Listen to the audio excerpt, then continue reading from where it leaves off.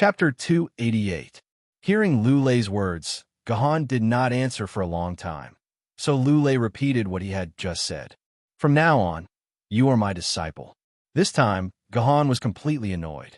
2 days ago, he had shamelessly asked Wuzhang Shifeng to accept him as a disciple, but Wuzhang Shifeng had very arrogantly said that he had to get first place in the 8 Academies tournament before he could become his disciple. In the end, in just 2 days, an immortal sword-tier sword wielder had taken the initiative to say that he was willing to accept Gahan as a disciple. To be honest, in terms of the quality of a master, Wuzhang Shifeng was better than Lu Lei. Firstly, Wuzhang Shifeng was ranked 5th among the immortal sword-tier sword wielder, while Lu Lei was only ranked 11th. In terms of strength, Lu Lei was not as good as Wuzhang Shifeng. Secondly, Wuzhang Shifeng was young enough. He was only in his early 50s. With the physical quality of an immortal sword-tier sword wielder, as long as he did not die in the hands of Yuan Ko, it would not be a problem for him to live for another 30 or 40 years. In that case, Wuzhang Shifeng could protect himself for 30 or 40 years. In contrast, Lu Lei was already old. Looking at his physical condition, it would be difficult for him to live for another 3 or 5 years. Thirdly, Wuzhang Shifeng had Hao Tian Jiandi behind him. At a critical moment, he might even be able to form a relationship with Jiandi. This would make his safety much more reliable. However, Lu Lei was a loner, and it was said that his relationship with Sword Immortal Baiju was only so-so. Although there were so many benefits to becoming Wuzhang Shifeng's disciple, in his heart, Gahan was more than willing to become Lu Lei's disciple. Gahan had always been a proud person, and Wuzhang Shifeng's test made Gahan feel a knot in his heart. However, because he could not find a second immortal sword-tier sword wielder to get to know him, Gahan had to endure Wuzhang Shifeng's test. However, things were different now. Sword Immortal Lu Lei had actually taken the initiative to take Gahan as his disciple. His attitude was more than 10 times better than Zhang Shifeng's. Naturally, Gahan was willing to take Lu Lei as his master. However, before that, Gahan still wanted to know why Lu Lei would suddenly take him as his disciple. Senior Yin Xiao is too kind. Gahan is overwhelmed by the favor. Gahan first gave a deep bow to Lu Lei, and then said, "It's just that Gahan really doesn't understand. How did Gahan receive Senior's favor? Senior, please tell me the truth. Otherwise, I'm afraid I won't be able to sleep at night." "Kid, are you afraid that Lu Lei, will harm you?" Lu Lei cursed unhappily. "Fine, there's no harm in telling you, lest you have any problems with me, your master in the future. Kid, do you know what the difficult sword era is?" Suddenly, Lu Lei asked Gahan this question. Difficult sword era. When Gahan heard these 4 words, information regarding the difficult sword era quickly appeared in his mind. The so-called difficult sword era referred to the gradual decrease in the number of sword bearers in history. The new sword bearers could not keep up with the dead sword bearers. At the same time, there was a severe shortage of high-level Jiandi sword bearers. This era was called the difficult sword era. Generally speaking, there were 2 criteria to determine whether an era had reached the difficult sword era. The first was that the number of new sword bearers was less than 10%, and the second was that the number of Jiandi sword bearers was less than 2. If these 2 criteria were met, it could basically be determined that the era had reached the difficult sword era. Just like the ancient book, The Drama of the 3 Kingdoms, the general trend of the world would be divided after being united for a long time, and united for a long time. It was the same for the difficult sword era. Every 2 to 300 years, humans would inexplicably usher in the difficult sword era. Before today, humans had encountered a total of 3 difficult sword eras. Thinking about it carefully, didn't the last difficult sword era end 230 years ago? In this way, the timing matched. When Gahan suddenly heard that the difficult sword era was about to arrive, his expression changed. This was an absolute secret to the Sword Council. It was a secret that no one could tell. Once the news of the difficult sword era was spread to Yuan Ko, humans would definitely face a tragic war. "Senior, It's better for juniors not to know about this kind of thing. Guhan did not want to know about this news, because once he knew, he would definitely be on the Sword Council's watch list. There might even be people monitoring his communication all the time to prevent him from divulging the news of the difficult sword era. It doesn't matter. You are my disciple. You are qualified to know about this. Lulei seemed to want to tell Gahan everything he knew. In fact, according to the statistics, the growth rate of the sword bearers last year was -6, 87%.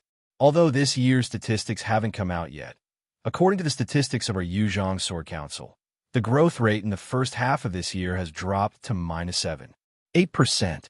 It is estimated that it will break through -8% this year. And now, there are only two Jiandi, Longshi Jiandi and Haotian Jiandi. In other words, the whole world will officially enter the difficult sword era in less than 5 years. The whole world will officially enter the difficult sword era in 5 years at the latest. This sentence instantly exploded in Gohan's mind. Gohan could never imagine that the difficult sword era would start from next year. This was the news that humans were most unwilling to hear. This meant that in the next 20 to 50 years, humans would face the greatest suffering in 300 years. Yes, the difficult sword era was the most difficult era for humans. Because of the large decrease in the number of sword bearers, humans had to give up a large number of strongholds outside the cities because they did not have enough strength to defend these strongholds. If they forcibly divided their manpower to guard these strongholds, they would only lose their already limited strength. Therefore, humans simply chose to give up the strongholds outside the cities during the difficult sword era and focused on defending the various base cities. They were looking forward to the end of the difficult sword era. Corresponding to the difficult sword era, the Yuan Ko would enter a very active state. They would seize this once-in-a-lifetime opportunity to launch a tide-like attack on the human base cities. At that time, most of the base cities would only be guarded by the pitiful immortal sword-level sword-bearers. Once they were attacked by the flood or desolate-level Yuan Ko, it would simply be a massacre. Every time the difficult sword era occurred, there would be news of a few base cities that could not hold on.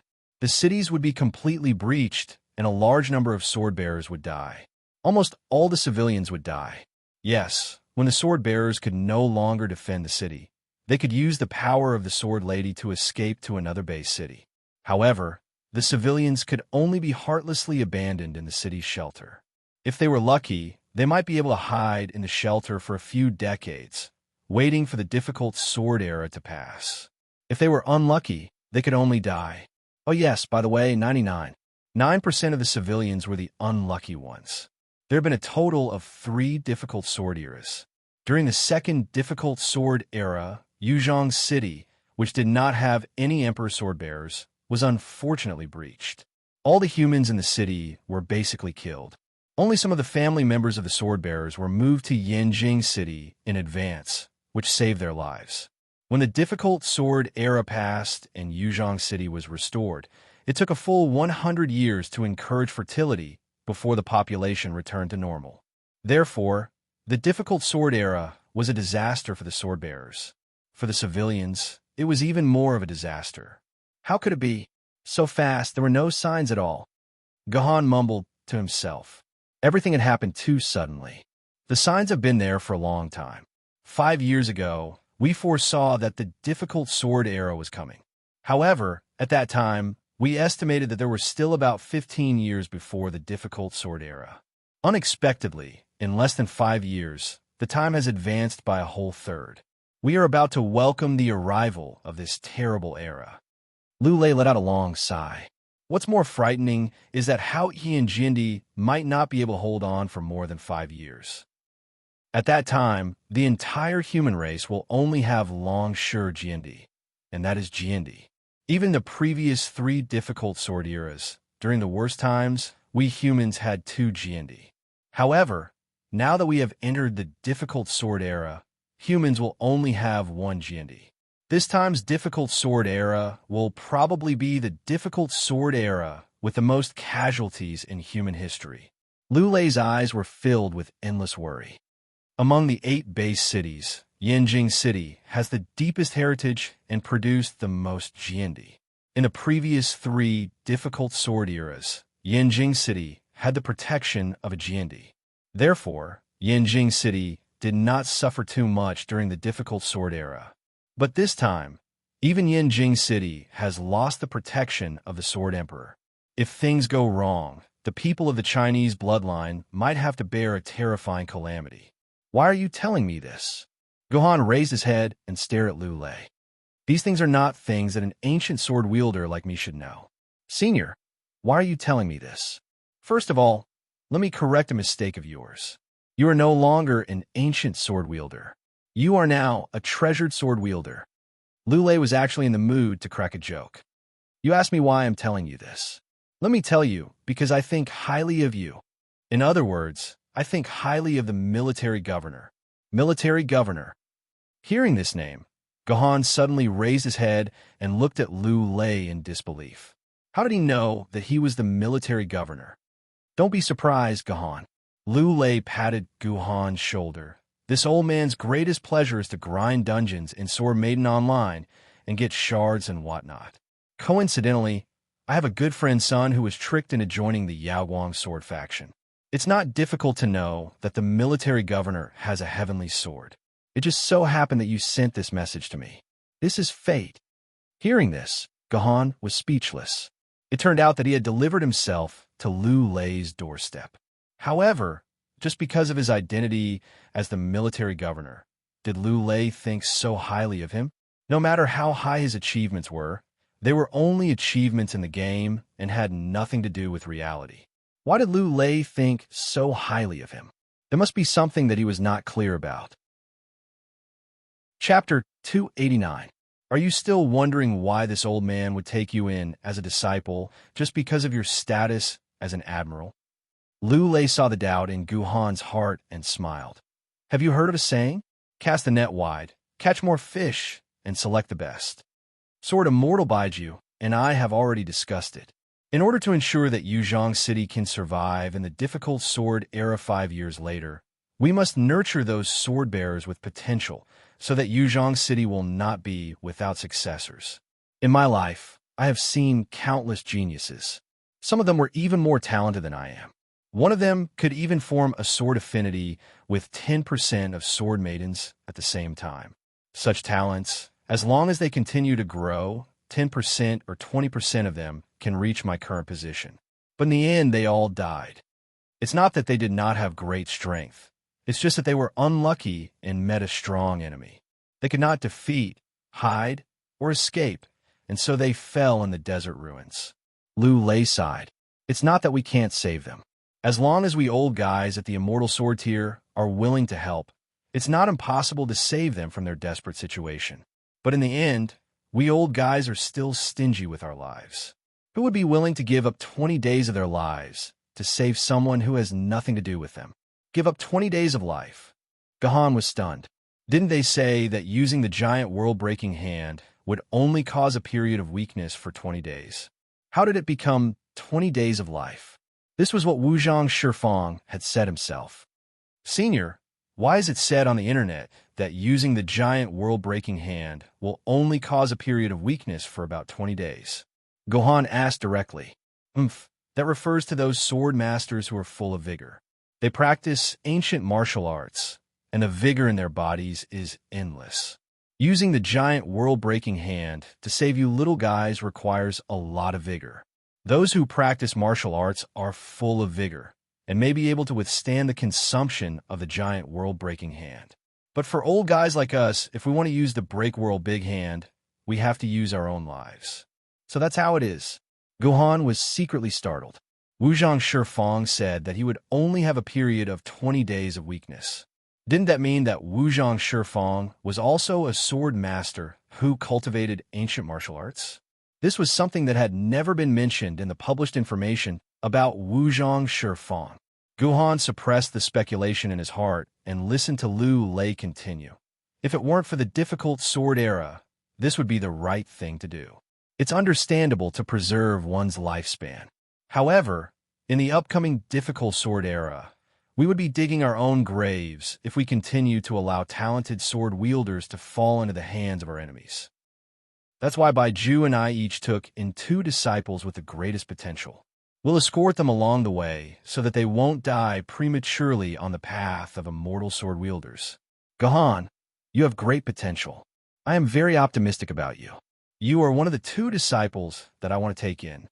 Lule explained the reason why he took the initiative to take in Guhan as a disciple. All the problems were explained clearly. Lule had a premonition that he did not have much time left. He planned to choose those sword wielders with great potential to escort them along the way, so that they could become immortal sword wielders as soon as possible. This way, Yuzhong City would not have no immortal sword wielders after the death of Lule and Baiju. I've told you everything I need to tell you. Why don't you quickly kneel down and worship me as your master? Lule snorted coldly. How could this Gahan be so tactless? Did he want to beg him? Gahan was naturally very willing to worship Lule as his master. However, a few days ago, he thought that he was smart to worship Wuzhong Shifang as his master. Now, it had become a huge hidden danger. He had already agreed to participate in Wuzhong Shifang's test, but now he suddenly worshipped Lule as his master. Who knew if Wuzhong Shifang would be petty and bear a grudge against him? This was a blatant slap to Wuzhong Shifang's face. At that time, it might cause some unnecessary trouble. At the same time, if he concealed this matter and did not tell Lule, if this matter reached Lule's ears in the future, wouldn't he be in a terrible position? Therefore, Gahan had to take the initiative to tell Lule about him worshipping Wuzhong Shifang as his master.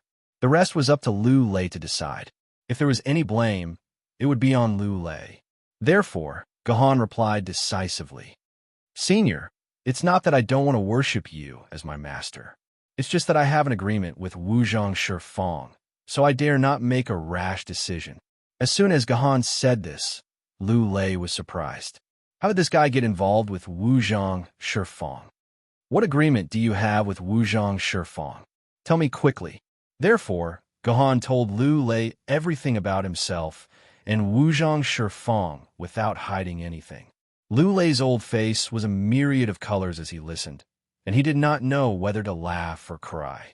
He never thought that the disciple he fancied would actually have a secret relationship with Wuzhong Shifang. No, it seemed that the adjective secret relationship could not be used. However, he did not expect that the Grand Princeid was dug out by this kid, Gahan. This time, Lule was even more satisfied with Gahan. What was the most important thing to become an immortal sword wielder? Strength? Bloodline? Wisdom?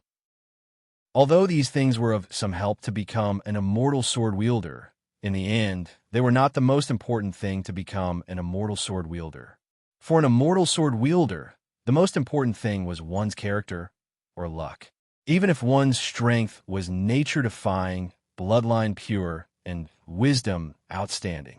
As long as one's character was bad, luck was bad, and there was no sword maiden of the next level who was willing to synchronize with you, then one would be trash, destined to be like this for the rest of one's life. This kind of example was not uncommon. Countless amazing sword wielder had fallen on this road. The most famous one was a famed sword wielder 500 years ago. He became a famed sword wielder at the age of 19. With the physique of a famed sword wielder, he finally accumulated the standard of 10 million quarks of sword essence to reach the Jindy level. As a famed sword wielder, he could skip 4 levels of Yuan Ko and fight against the U-level Yuan Ko, who is equivalent to an immortal sword wielder. Such an amazing sword wielder was once thought to be the next Jindy sword wielder, but in the end, he died of old age at the famed sword level. No matter how amazing he was, there was no sword maiden of the spiritual sword level who was willing to synchronize with him. This was completely helpless. Therefore, when Lule heard that Gahan was able to dig out a prince seed, his satisfaction with Gahan immediately skyrocketed. He had dug out a prince seed on his first mining trip. With this kind of character, this kind of luck, it seemed that he was at least a spiritual sword level. Gahan, don't worry. This Sword Immortal will help you clarify this matter with Sword Immortal Shifang. That Sword Immortal Shifang took your prince seed and still set up this almost impossible test for you. This means that he was originally not willing to take you as a disciple and only wanted your prince seed. I will help you reject him. I think he will only be happy and not angry. Lu Lei's words were reasonable and convincing. Indeed, Wuzhang Shifeng did not want to take Gahan as a disciple. With Lu Lei taking the blame, Wuzhang Shifeng was naturally more than willing. Gahan understands. Gahan thanks Master. Seeing that Lu Lei had said things to this extent and taken the blame to this extent, if Gahan still refused, then he would really be an idiot.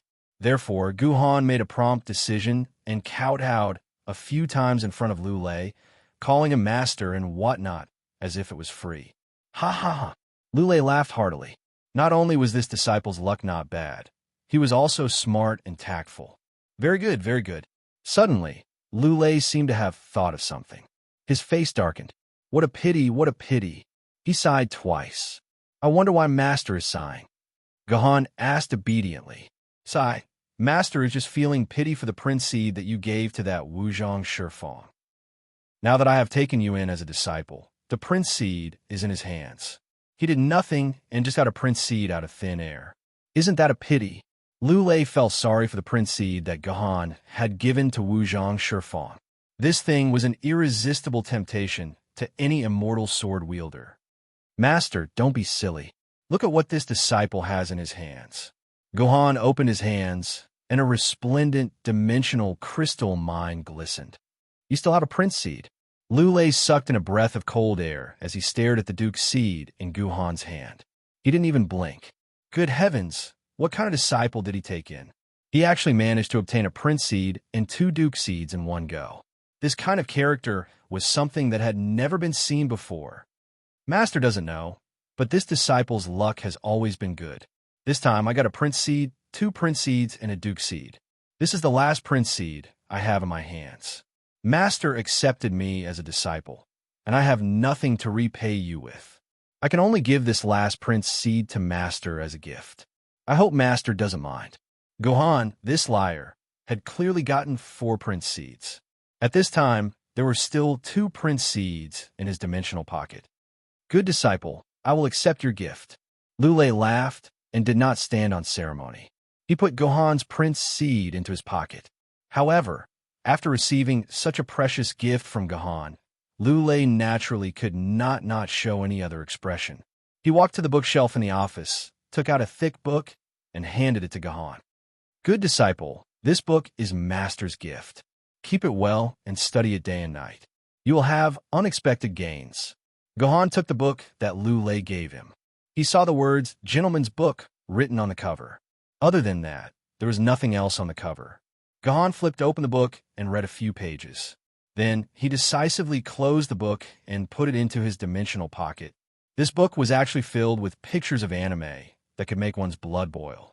Gahan did not expect that the book with the name Gentleman was actually a book like this. However, since Lu Lei gave this book to Gahan, there must be a reason. Gahan could not be careless. He wanted to bring it home and study it carefully. Chapter 290. Have you really decided to take this Gahan as your disciple? When Gahan left Lu Lei's room, White Stallion Sword Immortal Zhu Wudao actually walked out from a small door in the office. It seemed like Zhu Wudao had seen everything that had just happened. He already knelt down and called me master. Why are you still asking me this question? Lu Lei rolled his eyes at Zhu Wudao. Why? Are you envious that I took in a good disciple? TSK, our Yuzhong city's best treasured sword, the heavenly sword, was taken by him. What reason do I have not to take him as my disciple? He only took the heavenly sword. Whether he really has potential or not, we still need to test him in actual combat. Zhu Wudao said coldly. What's there to test? Just for this regional king seed alone, I have to take him down. Lu Lei bragged about his regional king seed in front of Zhu Wudao. He had originally planned to take a loss by taking down Gahan today. He had not expected to earn a regional king seed for himself. Was it true that good people were rewarded in this world? A regional king seed, like you, should share half with me. Looking at the regional king seed in Lu Lei's hands, Zhu Wudao, who was a little jealous, suddenly said this. Why should I? Why should I share half with you? Lu Lei was indignant. This is a gift from my disciple to me, his master. What has it got to do with you? Of course it has something to do with me. Zhu Wudao said slowly. The medical pod that saved his life was given to him by me. Without my medical pod, he would have died a long time ago. Where are you going to find this disciple? Don't talk nonsense with me. How much is a medical chamber worth? You want to share with my royal seed with just this? Hurry up and scram. Lu Lei looked at Zhu Wudao with disdain. This guy was too shameless. He wanted to get a regional king seed with the help of a medical pod? That's not an ordinary medical pod. It's my immortal sword grade medical pod. It's the medical pod that you and I use to save lives. Until now, my medical pod is still in your disciples' hands. Shouldn't we settle this score? Zhu Wudao said angrily. This Lu Lei was too infuriating. All right, forget it. It's just an immortal sword rank medical pod. What the hell is this? Look at how wronged you are. Lu Lei casually shook out a medical pod from his dimensional pocket and threw it in front of Zhu Wudao. Take it. This is mine. It's brand new and unopened. I'll return it to you on behalf of my disciple. Now we're friends. Seeing the medical chamber in front of him, Zhu Wudao almost couldn't breathe. Damn it. It seemed that he didn't even have the room to refute. Ife, hurry up and choose one. I'm begging you. You've already exceeded the time limit by 5 minutes. If the supervisor finds out, I'll be screwed. On the first floor of the sword pavilion, a guide accompanied Song Yifei as he walked among the sword ladies. Unlike the guide who despised Gahan, this guide seemed to have a good relationship with Song Yifei. He even delayed Song Yifei's choice. This was not strange. Song Yifei was a frequent customer of the sword pavilion. She had been to the sword pavilion almost 40 times. She also happened to work at the service center for sword bearers. Naturally, she was familiar with the staff of the sword pavilion. In addition, Song Yifei had a good personality and treated her friend sincerely. When she was in trouble, she would do her best to help. Therefore, she was very popular in the sword pavilion. In order to give Song Yifei more time to choose a sword lady, the guide even took the initiative to help her delay time. Compared to Gahan, this one was like heaven and earth. All right, then I'll. Song Yifei sighed. She did not mean to delay time. It was just that she had failed so many times that she was starting to have an instinctive fear of choosing a sword lady. Because she was afraid that she would fail again, Song Yifei did not even have the courage to hold the sword lady. Then I'll try this one. Song Yifei set her sights on an ancient sword rank sword lady called the Shadowless Sword. On the counter of the Shadowless Sword, the golden brocade box was empty. There was only a long sword in the silver brocade box. This meant that the sword lady here was the artificial sword lady of the Shadowless Sword, not the natural sword lady of the Shadowless Sword. Song Yifei choosing the Shadowless Sword meant that she had given up on the natural sword lady and chosen the artificial sword lady, which had a higher success rate. This was a choice that she had no other choice. After failing for so long, Song Yifei had completely lost confidence in herself. She just wanted to synchronize quickly and get rid of the obsession in her heart. Don't be in such a hurry to choose, Yifei. There's no harm in looking a little longer. Another guide walked over and said softly to Song Yifei and the guide who had been accompanying Song Yifei, "You guys don't know, but I heard that Lady Tian has been born. The entire second floor is in chaos. The leaders are all gathered on the second floor to watch the show. They don't have time to help you stall for time. Don't rush Yifei. Let her choose a little longer. How can she succeed in a hurry?" The appearance of this guide completely proved Guhan's failure as a person. What? Lady Tian has been born. Song Yifei was shocked. This news was too sudden. She needed a lot of time to digest this shocking news. Yeah, I heard that it was coordinated by a handsome young man. However, Xiao Qin, who was guiding him, was unlucky. I don't know why, but she's going to be fined 2 months of her salary. How tragic. While the two guides were talking about the Sky Reliant sword, Song Yifei was lost in thought. She did not know why, but she felt that the handsome guy who had synchronized with the Sky Reliant sword was Guhan. Thinking of this, Song Yifei began to panic. She suddenly felt that the river-like gap between her and Guhan had instantly become a quicksand river. Yufei, let's go somewhere else. There's a natural sword lady there. The wielder of the sword just died. You definitely haven't tried it before. I'll take you there to try it. The guide who had come later pulled Song Yifei and wanted to lead her to another place. The guide exerted force, but she realized that Song Yifei's feet seemed to be nailed down. She could not move at all. Yifei, what's wrong? The guide asked in confusion. Sister, thank you for your kindness. I've already decided. I'll try it with this shadowless sword. Song Yifei smiled bitterly. She was about to touch the artificial, shadowless sword. She did not know why, but she just wanted to end the synchronized experiment quickly and escape from the sword pavilion. But this is only an artificial sword lady. Moreover, the guide who came later wanted to persuade her, but she was stopped by the one who had come earlier. Forget it. Since Yifei has chosen this, she will choose this. No matter how powerful your sword lady is, it's useless if she doesn't succeed. On the contrary, since she has not firmly chosen this, there might be a reason behind it. Don't stop her. All right, you're right. After being persuaded, the guide gave up on trying to persuade Song Yifei. Hearing this, Song Yifei's heart was like a pickled vegetable in a can. How could she be fated with this shadowless sword? She just wanted to escape from this place as soon as possible. Song Yifei's hand moved closer to the artificial shadowless sword in the brocade box. If there was no reaction for 10 seconds after touching it, then Song Yifei's synchronized experiment would fail. However, Song Yifei was already used to failure. Girl, if I were you, I would never touch that sword.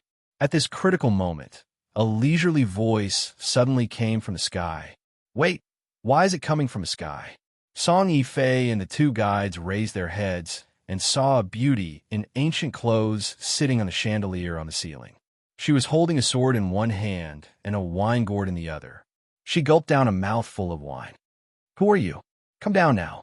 Don't you know that alcohol is forbidden in the sword pavilion? The guide was a little angry at this scene. How dare she drink in the sword pavilion? That was a crime worthy of imprisonment. Heroine, I'm coming down now. The beautiful woman in the ancient costume jumped down from the chandelier and steadily appeared in front of the three of them. A strong aroma of wine instantly filled the nostrils of Song Yifei and the other two. The aroma of wine was so fragrant and tempting that even Song Yifei and the other two who never drank could not help but want to take a sip of the wine in the wine gourd. Are you the sword lady? Looking at Tian's equipment and the shining sword in her hand, the two guides suddenly realized that the person talking to them was a sword lady. No wonder she dared to drink in the sword pavilion. Those who don't know are fearless. However, why was this sword lady here alone? Where did her sword wielder go?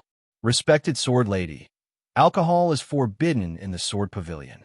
Can you drink after you leave the sword pavilion? Since the other party was a sword lady, their attitude couldn't be bad. They had to be gentle and persuasive. This heroine wants to drink. Even if the sky falls down, don't think of stopping me. Tian gulped down another mouthful of wine and burped. She smiled at Song Yifei and said, Girl, don't touch this shadowless sword. It doesn't suit you. In other words, there aren't many ancient sword ladies that suit you in the whole world. I know. My talent is too bad. Song Yifei's expression was gloomy. Hee, but since there aren't many, there are still a few that suit you. Just nice, I know a sword lady that suits you. Tian looked at Song Yifei teasingly and said, How about it? Do you want to know which sword lady it is? Suddenly hearing Tian say that there was a suitable sword maiden for her, Song Yifei felt as if she had flown up to the heavens. Right now, she was like a drowning person. Even if it was a reed, she would hold it tightly in her hands, unwilling to let go. However, this sword lady looked very frivolous. Did she really know where the sword lady suited her was? How about it? Do you want to know? Tian asked again. Yes, very much. I really want to know. Please tell me which sword lady it is. If I really succeed, I will be grateful to you for the rest of my life. Song Yifei said excitedly. Who cares about her? She had to try her best. All right, but I have a condition. As Tian spoke, he took a step forward and walked to Song Yifei's side. He wrapped his arms around Song Yifei's waist and pulled her into his embrace. Then, like a pervert, he took a deep breath on Song Yifei's neck. "Let me kiss you," Etienne suddenly said. "What?" Song Yifei couldn't react at all. "Pa." Etienne kissed Song Yifei's lips. Oh, it was a French kiss. Chapter 291. This is the place. Without the guide leading the way, Etienne led Song Yifei around the first floor of the Sword Pavilion with great familiarity. Finally, they arrived at a corner with the darkest lights and the worst visibility. Most of the counters there were empty. There were no brocade boxes on them. Only a few of them had 1 or 2 brocade boxes on them. If one were to go in and look at the brocade boxes, one would be disappointed to find that they were still empty. Therefore, there were no sword ladies in this area. No wonder the lights were dim and the wind was chilly. It turned out that the sword ladies were trying to save electricity. At first glance, this area was ridiculously large. It was even larger than the areas where the sword ladies were placed. This place feels a bit scary. Compared with the other bustling places in the Sword Pavilion, this area seemed extremely deserted. A gust of cold wind blew over, and Song Yifei felt goosebumps all over his body. "This is the reserved area of the Sword Pavilion," the guide said in a deep voice. "This is the reserved area of the Sword Pavilion. It is prepared for the sword ladies who will enter the Sword Pavilion in the future. There are no sword ladies here." "Lady, why did you bring Yifei here?" The so-called reserved area was prepared for the sword ladies who were not in their own sword pavilions. Every sword pavilion in a base city had the dream of collecting all the sword ladies. Therefore, they reserve a place for each sword lady in their own sword pavilions. Therefore, a sword pavilion that did not want to collect all the illustrations was not a good loser. It seemed that they had gone astray. Back to the topic at hand. In this reserved area, the counters inside were all empty, just like what Song Yifei had seen. That was why the two guides were curious as to why the Sword Maiden would bring Song Yifei here. There was no Sword Maiden here. "How long have you little turnips lived?" "How long have I lived?" Etienne glared at the two guides and said proudly, "Back then, the blueprint of this sword pavilion was drawn by me, this heroine. Otherwise, how could you build this sword pavilion to such a high and mighty level?" The two guides looked at each other. They finally understood why the Sword Pavilion in Yuzhong City was rated as the ugliest among the 8 base cities. It was all because of the Sword Lady in front of them. This sword tower was built when Yuzhong City was founded. Didn't that mean that this Sword Maiden was one of the higher-ups who founded Yuzhong City? The two guides silently thought about the origins of this Sword Lady. Meanwhile, Etienne had walked to the darkest corner. She stomped on the ground a few times, listened to the sound, and nodded in satisfaction. "This is the place. There's no mistake. This heroine's memory is really good." As he spoke, Etienne swung his heaven-reliant sword and sent a powerful strand of sword energy towards the ground. No. Seeing this scene, the two guides turned pale with fright, but it was already too late. When Gahan came out of Lu Lei's office, he did not immediately see his sword maiden, Etienne. But that was not strange. In the game, Gahan had fully experienced Etienne's character. He knew that she liked to live a carefree life. It was impossible to expect her to wait for him outside the door. Therefore, Gahan calmly followed the feeling of the sword mark and slowly tracked Etienne's position. Luckily, Etienne did not seem to have left the sword pavilion. She was only on the first floor, which greatly reduced the difficulty for Gahan to find her. However, when Gahan was about to reach Etienne's position, he suddenly heard a loud explosion. Did Yuan Ko invade the base city? Guhan's heart skipped a beat. He immediately ran towards the location of the explosion. In the end, he saw Etienne standing there proudly with his face covered in dirt. There was a huge hole in the ground, and the two guides were crying as they looked at the scene. "Oh, right, Song Yifei was here as well. Etienne, what are you doing? How could you destroy the sword pavilion?" A few black lines appeared on Guhan's forehead. As expected, this heavenly sword was not easy to deal with.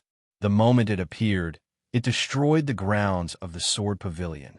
Ordinary people would be immediately executed for destroying the buildings of the sword pavilion. As for the person wielding the sword, depending on the cause and effect of the matter, they would be sentenced to 10 years in prison or beheading. In short, destroying the sword pavilion was a crime punishable by death. What's wrong? Can't I destroy this place? Etion coldly snorted. This place was built by me and that brat Jetion brick by brick, tile by tile. Even if this heroine were to tear this place down, you juniors would still be able to say that it was good to tear it down. Do you understand? Etion, your lady Etion. The guides were intoxicated. So this description was absolutely correct. Sword Maiden was actually Lady Etion, the #1 swordswoman. No wonder she said that the sword pavilion was built by her. Wasn't Lady Etion the Sword Maiden of Zhejiang, the one who founded Yuzhong City? Logically speaking, this place was indeed built by Etion, brick by brick. Etion demolishing this place was just to get rid of her own property. So this Sword Maiden is Lady Etion. It's just as I guessed. Gohan's Sword Maiden is really Lady Etion. Song Yifei thought to herself. When Gohan appeared, Song Yifei had already lowered her head. Now that she had confirmed that Gohan had coordinated with Lady Etion, she lowered her head and followed him. You come here. Etion's hand pulled, and Song Yifei felt as if someone had pulled on his chest. He was pulled into Etion's hand through the air. It turned out that Etion had used sword chi to pull Song Yifei to her side. Seeing Etion suddenly do this, Gohan's face twitched. Etion, she's not my friend. You're not allowed to do anything to her. I know she's your woman. I can smell your sin on her from 10 meters away, my new master. I have no intention of harming your woman. I just want to help her. She's such a pitiful girl. We can't let her go to waste. Etion's words caused the entire scene to become ambiguous. When the two guides saw the look in Gohan's eyes, they felt that something was wrong. That's because I was behind her in the queue. As time goes on, it's not strange for her to get some sin on me. Yifei and I are just ordinary friends. Don't ruin Yifei's innocence, Gohan said coldly. This was a very convincing explanation, and it was indeed so. Unfortunately, the news of Song Yifei having an affair with Gohan, the sword-bearer of the Heavenly Sword, quickly spread through the sword tower. In the end, the entire sword-bearer service center knew about it. All right. You guys know clearly whether she's innocent or not. What has it got to do with this heroine? Etion chuckled. He pointed at the big hole in the ground and said to Song Yifei, Do you see the brocade box in the hole? Take it out for me. The hole created by the Heavenly Sword was over 1 meter wide and a few meters deep. It was also a standard cubic space. It was impossible for a single sword chi from the Heavenly Sword to create such a large hole. Even the full-powered strike of a sword lady at the famed sword rank would not be able to create such a large hole. Therefore, there must have been such a hole in the first place. This was a secret room that had been hidden there when the sword pavilion was built. It seemed that this secret room was a secret room that the Heavenly Sword had secretly prepared when the Heaven-shrouding Sword Emperor was building the sword tower. Otherwise, there was no way the Heavenly Sword would know that there was a secret room hidden underground. Gohan walked to the top of the secret room and looked down. At the bottom of the secret room, there was a gray brocade box. After hundreds of years, this brocade box was only a little gray. It seemed like the material used to make the box was not ordinary. However, what did the Heavenly Sword put in the brocade box, and why did it have to be hidden in such a secret room? Gohan, seeing the dark hole, Song Yifei suddenly thought of countless horror stories. There might be something terrifying hidden in this kind of secret room for hundreds of years. Thinking of this, Song Yifei could not help but shiver. She subconsciously wanted to ask Gohan for help. I'll go down with you. When Gohan saw Song Yifei's expression, he knew that it was useless to persuade her to go down. Only by going down with her would Song Yifei's fear be alleviated. So, without waiting for Song Yifei to reply, Gohan grabbed her waist and jumped down into the secret room. In the end, Gohan's casual action of grabbing her waist instantly became the best evidence of an ambiguous relationship in the eyes of the two guides. It gave the rumors about Gohan and Song Yifei a vivid and convincing piece of evidence.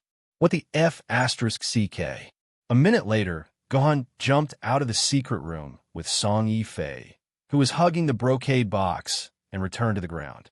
At the same time, the management personnel who received the news that the ground on the first floor had been destroyed finally arrived. Greetings, lady. These managers were the ones who had personally witnessed the birth of the Heavenly Sword. They had also witnessed the Heavenly Sword's terrible and strange temper. Now that they saw the Heavenly Sword standing here and the huge hole in the ground, even the stupidest person could guess that the hole had a deep connection with the Heavenly Sword. Dispense with the formalities, dispense with the formalities. This heroine doesn't have that many rules. Etion was all smiles. It seemed like she really enjoyed it. I built this sword pavilion back then. Now that I want to dig a hole, you guys don't have any objections, right? The management personnel looked at each other. The sword pavilion was indeed built by Etion and Jitian Jindi. Logically speaking, it didn't matter if they tore it down, but if they really dug such a big hole, it would be hard to explain. It's fine if Lady Etion likes it. The entire sword pavilion can be torn down and rebuilt. At this time, Lulei also rushed over with a smile. He was speaking from the bottom of his heart. He had long since disliked the ugly architectural style of the sword pavilion. However, it was a historical site left behind by the ancestors, so he couldn't do anything about it. If the sword lady, Etion, who built the sword pavilion back then, tore it down, that would be perfect. Lulei could naturally redesign the sword pavilion. No need, no need. Etion waved her hand. I'm just taking out the things that were placed here back then. Chapter 292. This was buried when the sword pavilion was established. Lulei was taken aback. As the sword pavilion master, it was embarrassing that he didn't know about this. That's right, Etion smiled strangely. He pointed at the brocade box in Song Yifei's hand and said, "Open it and take a look. I promise you'll like it." Song Yifei nodded and opened the brocade box obediently. Everyone's attention was focused on the brocade box. They wanted to see what kind of treasure was inside the brocade box that was buried when the sword pavilion was first established. As a result, when Song Yifei opened the lid of the brocade box, he saw a shiny golden sword on the golden satin. Although it had been buried underground for hundreds of years, the sword still shone with a dazzling golden light. The body of the sword was not long, but it was abnormally thick. There were all kinds of strange words written on it. No one knew what they meant, and no one could recognize them. "This is Sanskrit," Gohan blurted out when he saw the words on the blade. After a cultural extinction, there were not many people who could recognize Sanskrit. Gohan had only seen some Sanskrit words in a book. That was how he recognized the words on the sword.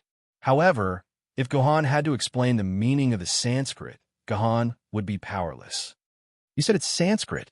Lulei's eyes glowed when he heard Gohan say the word Sanskrit. There are Sanskrit words on the blade. Could it be the extremely rare Buddhist sword mistress? The onlookers were shocked again when they heard Lulei say the words Buddhist sword mistress. The Confucian sword mistress, martial arts sword mistress, diabolism sword mistress, martial arts sword mistress, diabolism sword mistress, and martial arts sword mistress were the most common. However, it did not mean that there were no other sword mistresses. It was just that they were very rare. For example, there were only 2 human sword mistresses. 4 Buddhist sword mistresses, although it was said that there were no less than 10 Buddhist sword mistresses. The truth was that apart from the sword pavilion in Yanjing, none of the other sword pavilions in the 8 base cities could be found. The rarer something was, the greater its value. Every sword pavilion in a base city would dream of owning 1 or 2 swords so that they could show off in front of the sword pavilions in other base cities. He had never expected to find a Buddhist sword mistress hidden in his secret chamber in Yuzhong City. "Come, trust me, hold her." Under Etion's command, Song Yifei stretched out his trembling hand and grabbed the hilt of the Buddhist sword maiden. In an instant, it shone brightly. Just like what Etion said, after 10 years and 38 failures, Song Yifei finally succeeded in synchronizing his first sword maiden. The sword bearer stays. The rest of you get out of here. Seeing that Song Yifei had entered the state of nurturing the sword lady, Lulei immediately ordered the others to leave, leaving only the sword bearers to form a human wall to protect Song Yifei. Seeing that Song Yifei had succeeded in synchronizing the Sword Maiden, Tian snickered. He took out his wine gourd, intending to drink another mouthful of fine wine. In the end, something embarrassing happened. There wasn't even a drop of wine left in his gourd. Tian's wine gourd wasn't limitless. Instead, it would slowly recover after a period of time. Even Du Kong wine, which had the fastest recovery rate, needed 3 minutes to recover a mouthful of wine. For a moment, Tian, who had no wine to drink, began to feel uneasy. He jumped left and right like a monkey. Tian, come here, Gohan said impatiently when he saw Tian's strange appearance. What? Let me tell you, even though you're this heroine's sword-bearer, even though you're quite handsome, even though I don't know what else you can do, this heroine is telling you, don't even think about ordering this heroine around. Tian raised his head and said proudly. Sure enough, this person's personality was exactly the same as in the game. They were both the kind of people who pursued freedom with their eyes on their foreheads. I told you to come here. Gohan frowned. This time, he brought along the power of the sword mark. Tian had no choice but to obediently come to Gohan's side. Despicable. Shameless. You actually used the power of the sword mark. You sword bearers are all terrible. Tian cursed. In the end, before she could finish speaking, her mouth was stuffed by a cylindrical object. Then, liquid continuously poured into Tian's mouth from this cylindrical object. You actually dare to stuff this heroine's mouth. Wait, what is this taste? Tian removed the object stuffed in her mouth and realized that it was a slender wine bottle. The liquid inside had a sweet and sour taste, as well as a rich fragrance of bread. More importantly, this liquid was actually a type of wine. It was a type of wine that Tian had never drunk before. Tian poured a few mouthfuls into her mouth and smacked her lips.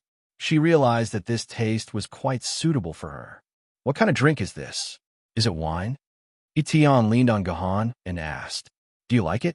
Gohan smiled. This is called kvass. It's a type of wine that came from Moscow.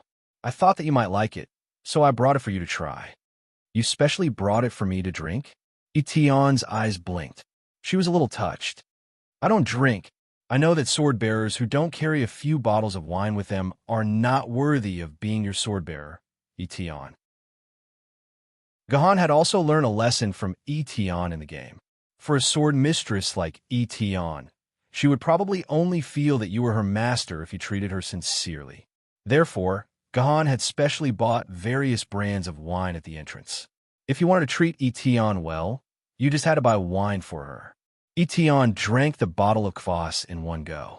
She felt that it was not enough and wanted to ask Gohan for another bottle. In the end, before Tian could say anything, a brand new bottle of kvass was delivered to her. Good brother. Tian was extremely touched. She forcefully punched Gohan's chest. From the moment we entered, you've been my scoundrel friend. She called him her scoundrel friend in front of her scoundrel friend. Tian was really a scoundrel friend. While Gohan and Tian were interacting and trying to get closer to each other, Song Yifei had just finished synchronizing. A ball of light emerged from Song Yifei's stomach. After some transformation, a little nun suddenly appeared. Oh, that's right. A little nun had indeed appeared. She wore a monk's robe and carried a long sword on her back. She also wore a nun's hat on her head. She looked like a nun through and through. But after thinking about it carefully, this was very normal. A sword mistress dressed like a nun. What was so strange about that? The only thing that made people curious was that the nun's hat covered most of her head. It was unknown if there was hair under the hat, or if she was completely bald. Amipa, this poor nun, Bo Ri, pays her respects to Lord Swordsman. So this sword mistress was called Bo Ri, which meant Bo Ri sword. Even the name sounded very Buddhist. Amipa, hello, immeasurable deity. Seeing the first sword mistress in his life, Song Yifei had mixed feelings. He had finally become a swordsman. He didn't think that the turning point of his life would come so suddenly and catch him unprepared. TSK, little nun. Seeing this heroine, why aren't you saluting? Tian's face was a little red after drinking a top-grade kvass. She looked like she wanted to cause trouble. Umapa, benefactor Etion, this poor nun salutes you. Hearing Etion say this sword mistress called Bo-Ri also very naturally saluted Etion. She was very well behaved. There was no fault to be found in her behavior. When did this little nun's personality change? Etion couldn't help but be surprised when he saw how obedient Bo-Ri was. This little nun's temper wasn't like this in the past. Umapa, being locked up in this sunless underground place by benefactor Etion, no matter how fiery one's temper is, it will still be worn down. During these past few hundred years, I've been comprehending the Buddhist Dharma in my dreams, and have already comprehended the essence of the Buddhist Tao. I won't bother about this grudge with benefactor Etienne anymore. When Hanya spoke, she had a look of great enlightenment. However, the information contained in her words shocked everyone. From what Bo-Ri said, it seemed that Etienne had imprisoned her here. Thinking about it carefully, didn't Etienne imprison Bo-Ri? Under normal circumstances, Bo-Ri should have been placed in a public place for those who were fated to come here to choose from. However, Etienne placed Bo-Ri in an underground secret room and didn't tell anyone about it. Thus, Bo-Ri had been hidden underground for more than 700 years. Wasn't this a disguised form of imprisonment? If luck was on her side, she could have appeared 10 times in these 700 years. Boring. When I helped you release him, I still wanted you to fight with me again. Who would have thought that your personality would actually change now? Boring, really boring. Etienne shook his head. In this day and age, it's so difficult to find an evenly matched opponent. Umapa, Sword Tao is a minor Tao. Buddhism is the true Tao. Bo-Ri didn't care about the dust on the surface. If benefactor Etienne wants to spar, you should find someone else. Forgive me for not keeping you company. Bo-Ri directly rejected. Pavilion Master, if I remember correctly, Lady Etienne's swordsmanship is ranked first among treasured swords and third among famed swords. This Bo-Ri sword is actually comparable to Lady Etienne's swordsmanship. Doesn't that mean that the Bo-Ri sword is ranked third among famed swords? She's just an ancient sword maiden. A spirit sword wielder, asked Lu Lei. He couldn't understand. Among the ancient sword maidens, was there a sword maiden that could match up to the heavenly sword? Bo-Ri sword. Lu Lei didn't answer the spirit sword wielder's question. He fell into deep thought. The name Bo-Ri sword had evoked some information from the depths of his memory. In a vast amount of information in Sword Pavilion, there was very little information about the Bo-Ri sword. It was to the extent that Lu Lei had to recall it for over 10 minutes before he could recall it. Bo-Ri sword. I see. Chapter 293. In Lu Lei's memory, there was a story about Prajna. Legend has it that before the heaven-shrouding Sword Emperor became a Sword Emperor and was still a heaven-shrouding Sword Immortal, he and another Sword Immortal had no choice but to fight. This was because Jitian Jindi's Celestial Sword was the Yuan Killer Sword, and the other Sword Immortal Celestial Sword was the Avicii Sword. The Yuan Killer Sword and the Avicii Sword were one. If Jitian wanted to become an Emperor Sword wielder, he had to obtain the Avicii Sword and combine the two swords into one to become an Emperor Sword wielder. At that time, humanity was in the midst of the first difficult sword era. Any immortal sword wielder was a valuable combat force. Heaven-shrouding Sword Immortal and another Sword Immortal agreed to have 3 matches at the peak of Sanqing Mountain. Each side would send out 3 sword maidens of the same level to fight one-on-one. The one who won 2 battles would be the final winner. The loser would allow the other to cut the sword mark of the celestial sword without resistance. The 2 sides didn't inform anyone of this battle, so naturally, no one went to watch. Later generations only knew that after they fought for 5 days at the peak of Sanqing Mountain, Jitian's sword returned to Yanjing City with the Yuan Killer Sword and the Avicii Sword. He fought with Yuan Ko for 49 days. On the last day, he combined the 2 swords and became an emperor in battle. He became the 3rd human Jindi.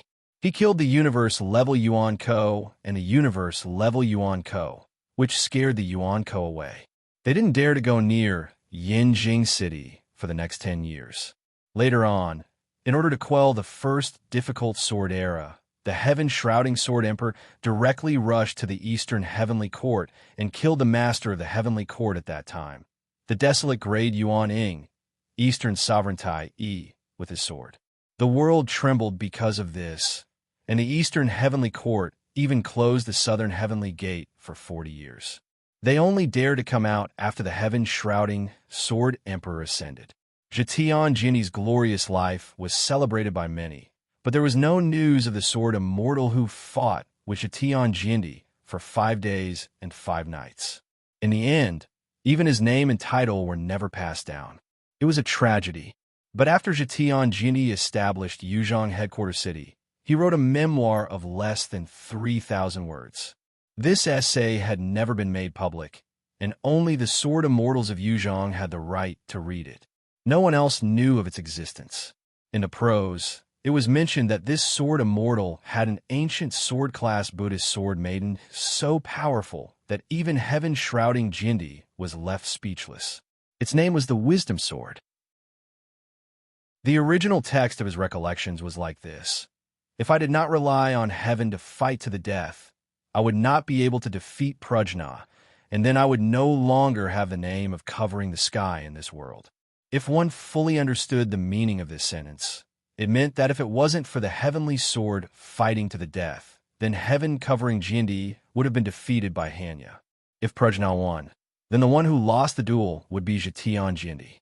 From then on, the name Zetian Jinni would no longer exist. When Lu Lei first read this essay, he didn't understand why Heavenly Reliance was able to defeat Hanya in a desperate battle. The Heavenly Sword was clearly a treasured sword maiden, while Hanya was only an ancient sword maiden. The two sword maidens were not even on the same level. Unless the wielder of the Prajna sword was out of his mind, he wouldn't let his ancient sword lady fight against the number 1 treasure sword, the Heavenly Sword. However, from the meaning behind Heavenly Reliance's words, it seemed that Heavenly Reliance had indeed fought against the Great Wisdom Sword, and Heavenly Reliance had emerged victorious in the end. In that case, didn't that mean that a mere ancient sword rank Great Wisdom Sword really had the strength to rival the first treasured sword? In that case, wouldn't the Great Wisdom Sword replace the E Celestial Sword on the spot and become a number 1 ancient sword rank Great Wisdom Sword? However, all of these were just guesses. Perhaps only Yi Tian and Bo Ri, who were present at the scene, knew the truth. "I'm a Bai Fei, let's go. I don't want to stay here anymore. It's too noisy here. Help me build a temple so I can have some peace." After speaking, Hanya walked out of the sword pavilion. Song Yifei originally wanted to say a few more words to Gahan and Heavenly Reliance to thank them for their help. However, it seemed that it was impossible now. Song Yifei could only bow to Gahan and Heavenly Reliance before following Hanya out of the sword pavilion. Seems like little nun Hanya's temper hasn't changed. She's still so petty. Heavenly Reliance looked at Hanya's robes that were fluttering in the wind and revealed a smile. After more than 700 years of rest, it seems like Lady Hanya has learned to endure more. Guhan stood next to Heavenly Reliance and placed a bottle of kvass in her hands. "How about it? Is there anything else you want to do here? If not, let's go home. Go home." Hearing these 2 words, Heavenly Reliance's expression changed. In the end, she shook her head and sighed. "I don't have a home. To me, no matter how good a home is, it can't compare to a shabby wine shop. Then I'll build a wine shop for you." Gohan looked into Heavenly Reliance's eyes and said calmly, "All right." Heavenly Reliance thought about it and drank another bottle of kvass. "Give me a few thousand bottles of this and put them in the wine shop." These 2 sword ladies, one wanted a temple and the other wanted a wine shop. In a sense, they were a perfect match. It's here. Yi Si shifted her gaze to Fleeting Ling, and Su Tianyuan, who were leading a group of swordsmen, surrounded a barren rock on Changyang Mountain. Fleeting Ling, who looked like a scientist, had a strange helmet on his head. There were wires connected to the helmet, and at the other end of the wires was a machine the size of a car. "Dr. Fan, are you sure it's here?" Su Tianyuan found it hard to hide the excitement in his heart. After working hard for a few nights, and being afraid for a few nights, he finally found the location of that thing. The scientist excitedly said, "It's right, there's no mistake. When my strong ion signal passed through this rock, it encountered an extremely powerful resistance. This means that there must be an item that can isolate the strong ion signal here. In this world, aside from that thing, there is nothing else." Good, good, good. Even with Su Tinyuan's shrewdness, he still said good 3 times. It seemed like he valued the item here very much. Suddenly, Lin Yanling blurted out, "TCH, why did I hear that apart from that thing, there is another item that can isolate your strong ion signal?" When the scientist heard this, his expression changed drastically. As a scientist, even though he knew that this lady had an extraordinary background, he still had to refute her loudly. "That's impossible. In this world, apart from that thing, what else can block my signal? There is no such thing in this world." "TSK, you are really confident. Then let me ask you, can your strong ion signal pass through a dimensional rift?" Liu Yanling asked with a face full of smiles. Then, the scientist instantly became speechless. Liu Yanling was right. His strong ion signal could not possibly penetrate a dimensional rift. "All right, Ling, I know you don't want to come here with me, and I didn't want to bring you here. If it wasn't for Uncle Lun Yin's secret order to bring you along, I wouldn't have bothered to bring you here. I would have let you stay with that man of yours." Su Tianyuan smiled bitterly. "Even so, you don't have to be so sarcastic to Professor Fan. Everyone knows that dimensional rifts can intercept strong ions, or rather, all ion quarks cannot escape from dimensional rifts. However, how can a dimensional rift exist within a mountain wall? Who knows what is going on in this world?" Liu Yanling said this and did not say anything else. She also knew that her previous rebuttal was purely unreasonable. Her patience had been worn out after such a long period of time. In comparison, arguing with that brat Gahan was much more interesting. "Do it." After appeasing Liu Yanling, Su Tianyuan ordered his subordinates to take action. A few sword bearers in the form of sword ladies inserted their swords into the rocks. These sword bearers were all treasure sword bearers. Although the treasure sword ladies in their hands were man-made, they were more than enough to deal with these rocks. Then, as if they were cutting tofu, the rocks were sliced off one by one. In less than a few minutes, the huge rock was cut into a cave that could accommodate 2 people walking side by side at the same time. Dr. Fan kept looking at the data on the instrument and said, soon, it's just in front." In a moment of excitement, it was inevitable that some people would let their guard down. For example, the sword bearers in front of them were tasked with cutting down the mountain wall in front of them and passing it to the sword bearers behind him.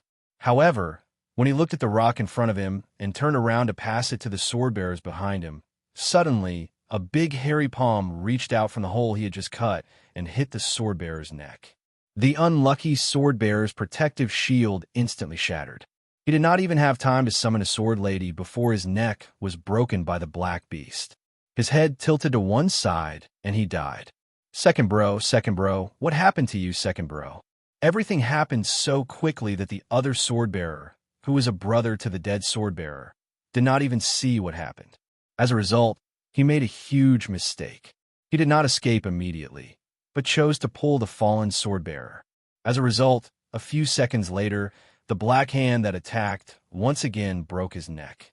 In an instant, Su Qinyuan's team lost 2 sword bearers who were at the level of treasured swords. Danger, retreat. Retreat. The rest of the sword bearers finally reacted and escaped from the hole like a tide. Su Tianyuan and Liu Yanling, who were observing from the outside, realized that something was wrong. They ordered the remaining sword bearers to release their sword ladies and set up a formation.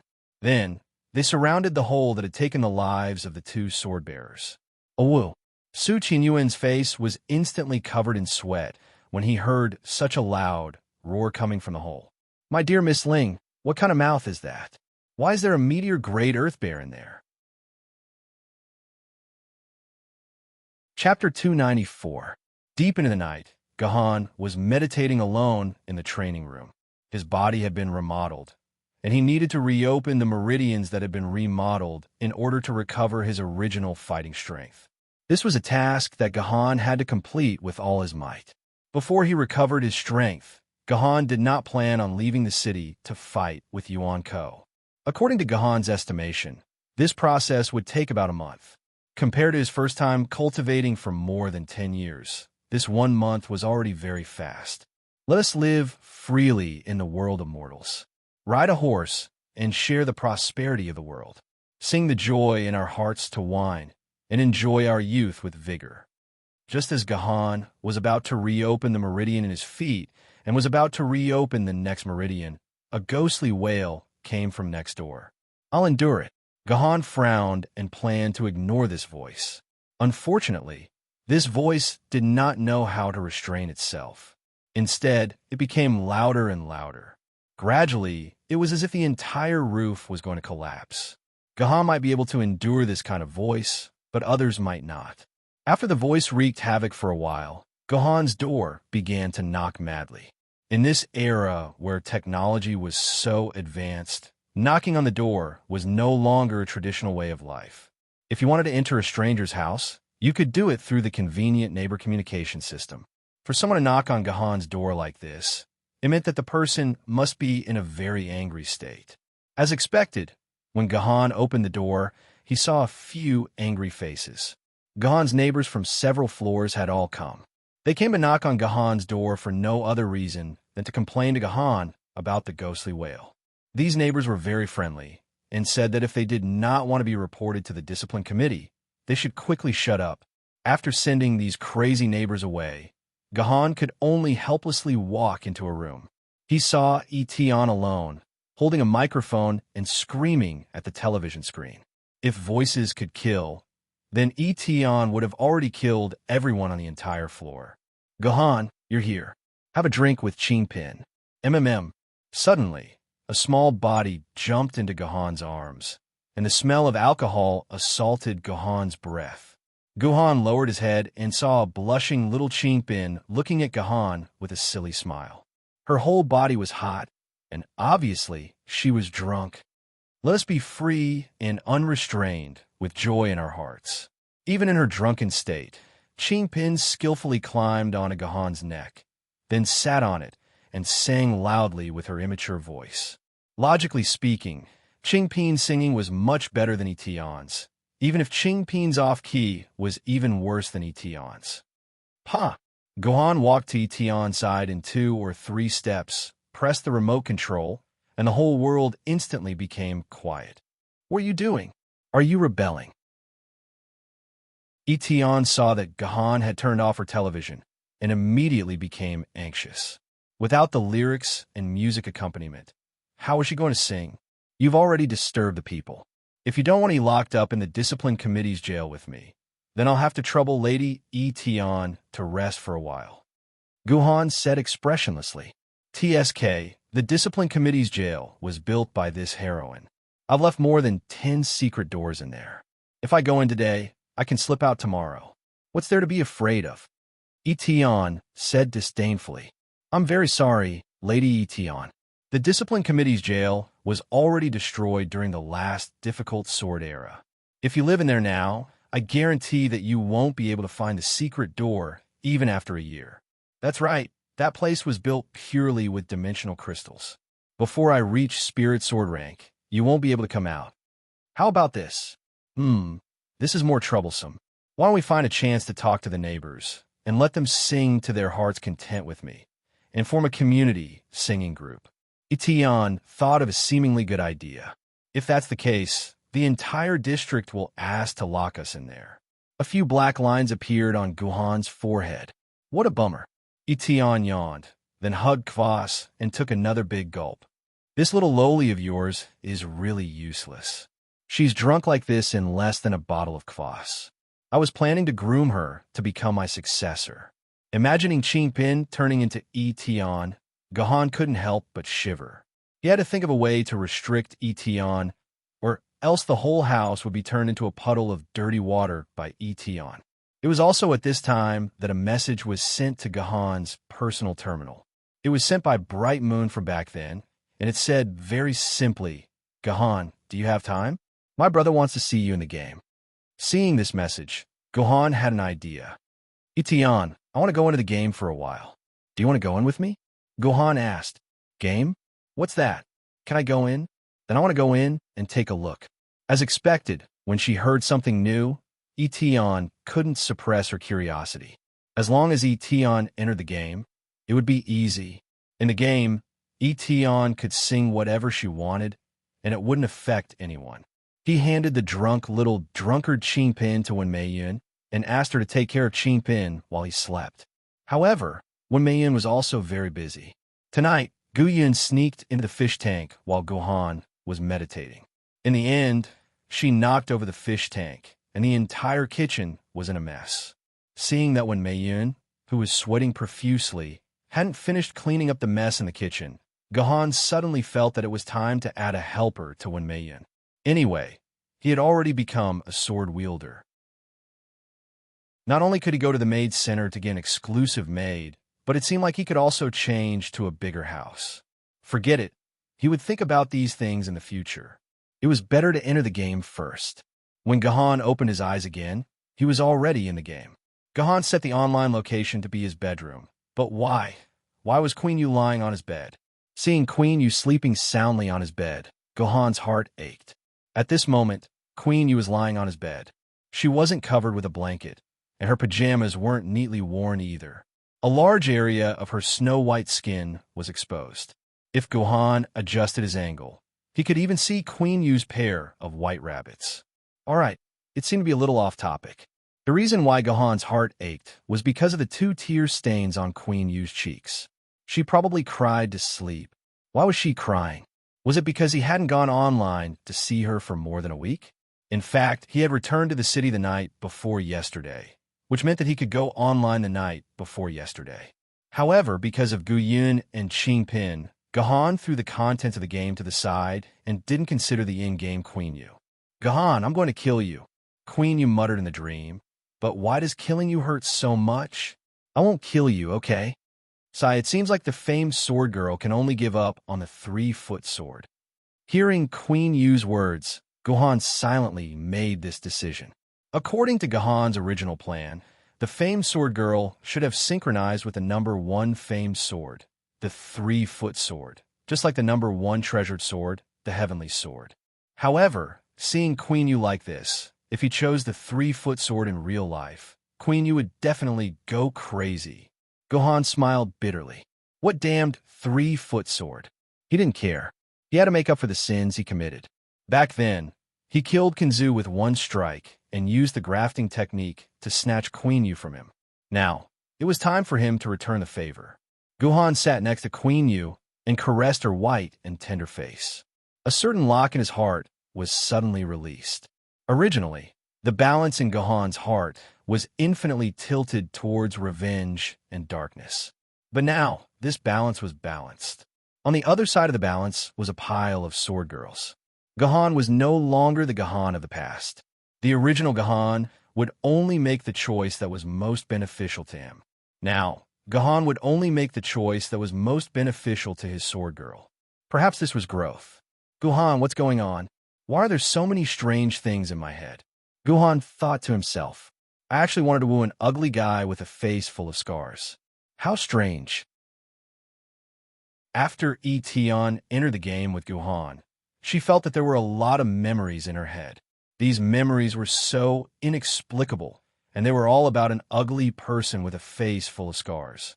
This made Itian feel that she couldn't accept it. She was clearly a senior member of the Appearance Association. This is normal. It's a basic phenomenon of retrieving consciousness fragments. Is there a problem? Gohan turned around and looked at Itian strangely. Why is an ugly guy like you here? Gohan had been giving Itian his back, but when he turned around, his face was full of scars. Itian was shocked. Wasn't this that disgusting, ugly guy with scars? Ugly guy.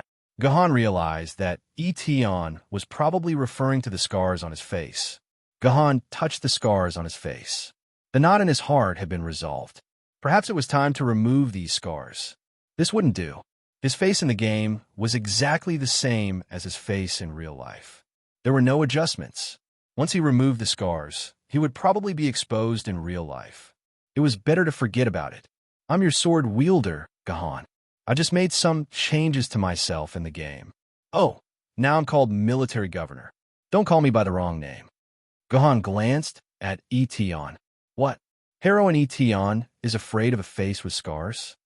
How is that possible? Etion said heavily. It's just too ugly. You'll have to slowly get used to it. Gahan snorted coldly. All right, I don't care about that. Let me ask you, why are there so many strange memories in my mind after entering the game? What the hell is this place? This is the game world. Those memories are fragments of your consciousness. How could you not know this? Didn't you split those fragments of consciousness on your own accord? Guhan's words were stuck at this point. He realized a huge problem. Sword Maiden Online was created 200 years ago, and Etion's first awakening was something that happened 350 years ago. Etion was just like her performance. She didn't even know that there was such a thing as Sword Maiden Online in this world because in these 200 years, Etion had always been sleeping in Jiangha. Then the problem was, how did the fragments of Etion's consciousness appear in the game world? Did she see a ghost? Chapter 295. Etion swore that he had been in a deep sleep for the past 350 years and had not woken up at all. Therefore, it was impossible for him to split a fragment of his consciousness. That was impossible. However, Guhan didn't believe this. The game had been released 200 years ago, and the fragments of consciousness in the game had truly come from Heavenly Sword's soul. The moment the fragments of consciousness entered Heavenly Sword's body was proof. If it didn't come from Heavenly Sword's own consciousness, then it was impossible for it to enter Heavenly Sword's consciousness. One insisted that she hadn't woken up for 350 years, while the other had Etion's consciousness fragments. This was a very interesting thing. There must be something interesting going on. Gahan had a guess. Etion had woken up once in the past 350 years, but for some reason, she had deleted all her memories of waking up. This was not impossible. If she encountered something that she didn't want to remember in a lifetime, then before she fell into a deep sleep, the Sword Lady could delete all her memories of that lifetime. It was just like formatting a computer, very convenient. All right, Guhan would definitely look into the things inside. There were some things that were better off not knowing than knowing. How is it? Have you sorted out those memories? Etion sat on the chair. This was her sorting out Etion's memories in the game. This was the first time Gahan saw Etion so quiet since he knew her. Yes, everything's sorted out. So this is how the game world works. Etion smiled curiously. This was the first time she understood the game world of Sword Lady Online. To her, everything in this world was so novel. Hey, Gahan, let's go and clear the dungeon. After Etion understood this world, she couldn't wait to clear the dungeon. This was very normal. It was like a player who had just bought a phone and couldn't help but install a lot of apps in it. Etion, why are you so noisy? You're killing me. Whether it was in the game or in reality, Etion's voice was always the loudest. During the few days that Gahan wasn't around, Yuang deeply understood this point. So she cursed in dissatisfaction and got up from the bed indifferently. As a result, Gahan was instantly dumbfounded. Yuang's lower body was completely bare under the blanket. She was only wearing a shirt. Other than that, there was nothing else. Yuang didn't notice that Gahan was beside her, so she wanted to kick Etion's head.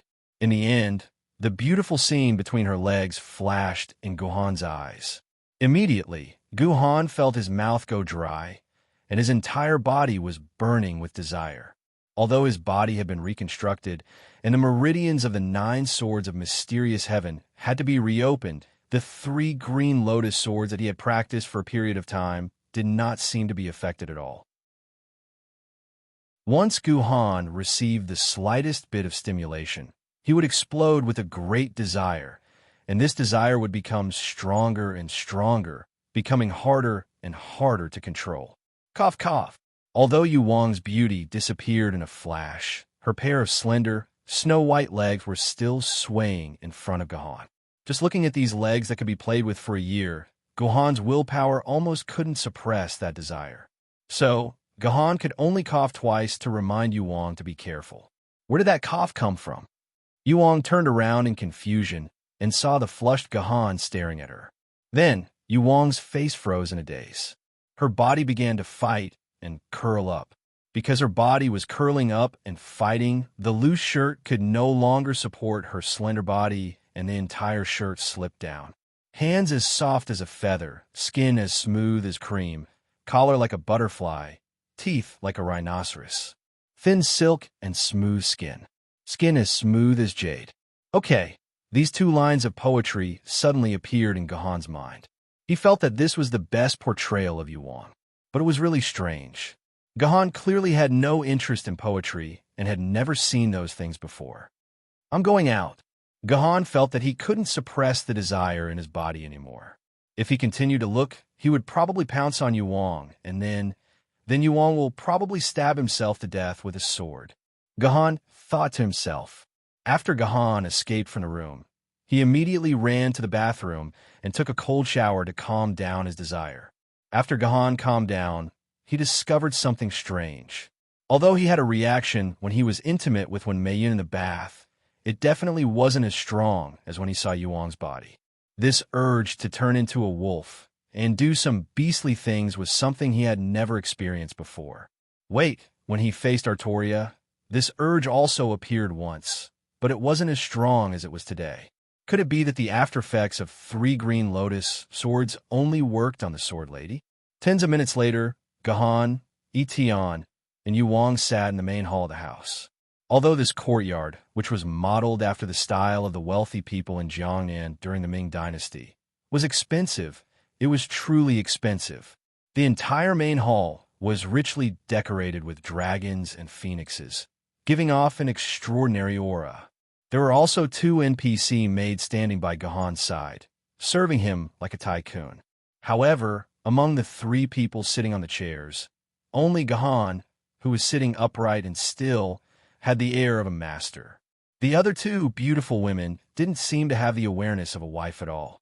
One crossed her legs and looked around with interest, while the other kept her head down, refusing to raise it no matter what. Yuang, what happened just now? Gahan wanted to tell Yuang not to take it to heart, but before he could finish, Yuang suddenly raised his head and stared at Gahan's face, gritting his teeth as he said, "Nothing happened just now. You didn't see anything." "What did you say? What happened just now?" "I just entered the game." Gahan took advantage of the situation and continued Yuang's words. Although he looked like an ostrich doing this, Yuang let out a sigh of relief. As long as he didn't say anything, he would probably forget about it. Yuang thought to himself, "Okay, let me get down to business. Etian just entered the game world and wants to experience the instance dungeon, so I plan to meet up with Yawang later. I'll bring you guys to a small instance dungeon, so prepare yourselves." Gahan said, "Just enter the game?" Yuang didn't understand. Why did Etian just enter the game? She was a sword maiden in the game. How could she leave the game? "Oh, Yuang, I forgot to tell you. I've already become a treasured sword wielder in the real world, and I've successfully synchronized with Etian in the real world. What you see now isn't the original Etian, but the Etian that has fused with the consciousness fragments. So that's how it is." When Yuang heard this, his hands started to tremble. "I clearly came first." "What do you mean?" Gahan was stunned. Yuang's "clearly came first" was a bit strange. What did she come first? "I clearly came first." Yuang kept repeating this sentence in his heart. She clearly became Gahan's sword maiden first, and Etian clearly came later than her. But why did Etian meet up with Gahan in the real world first, while she was still waiting in the game? She clearly came first. Thinking of this, Yuang's heart was in so much pain that he wished he was dead. Sigh. She didn't even think about it. She was a famous sword maiden. Before Gahan synchronized with a treasured sword, he wouldn't be able to synchronize with her no matter what. "Yuang, are you all right?"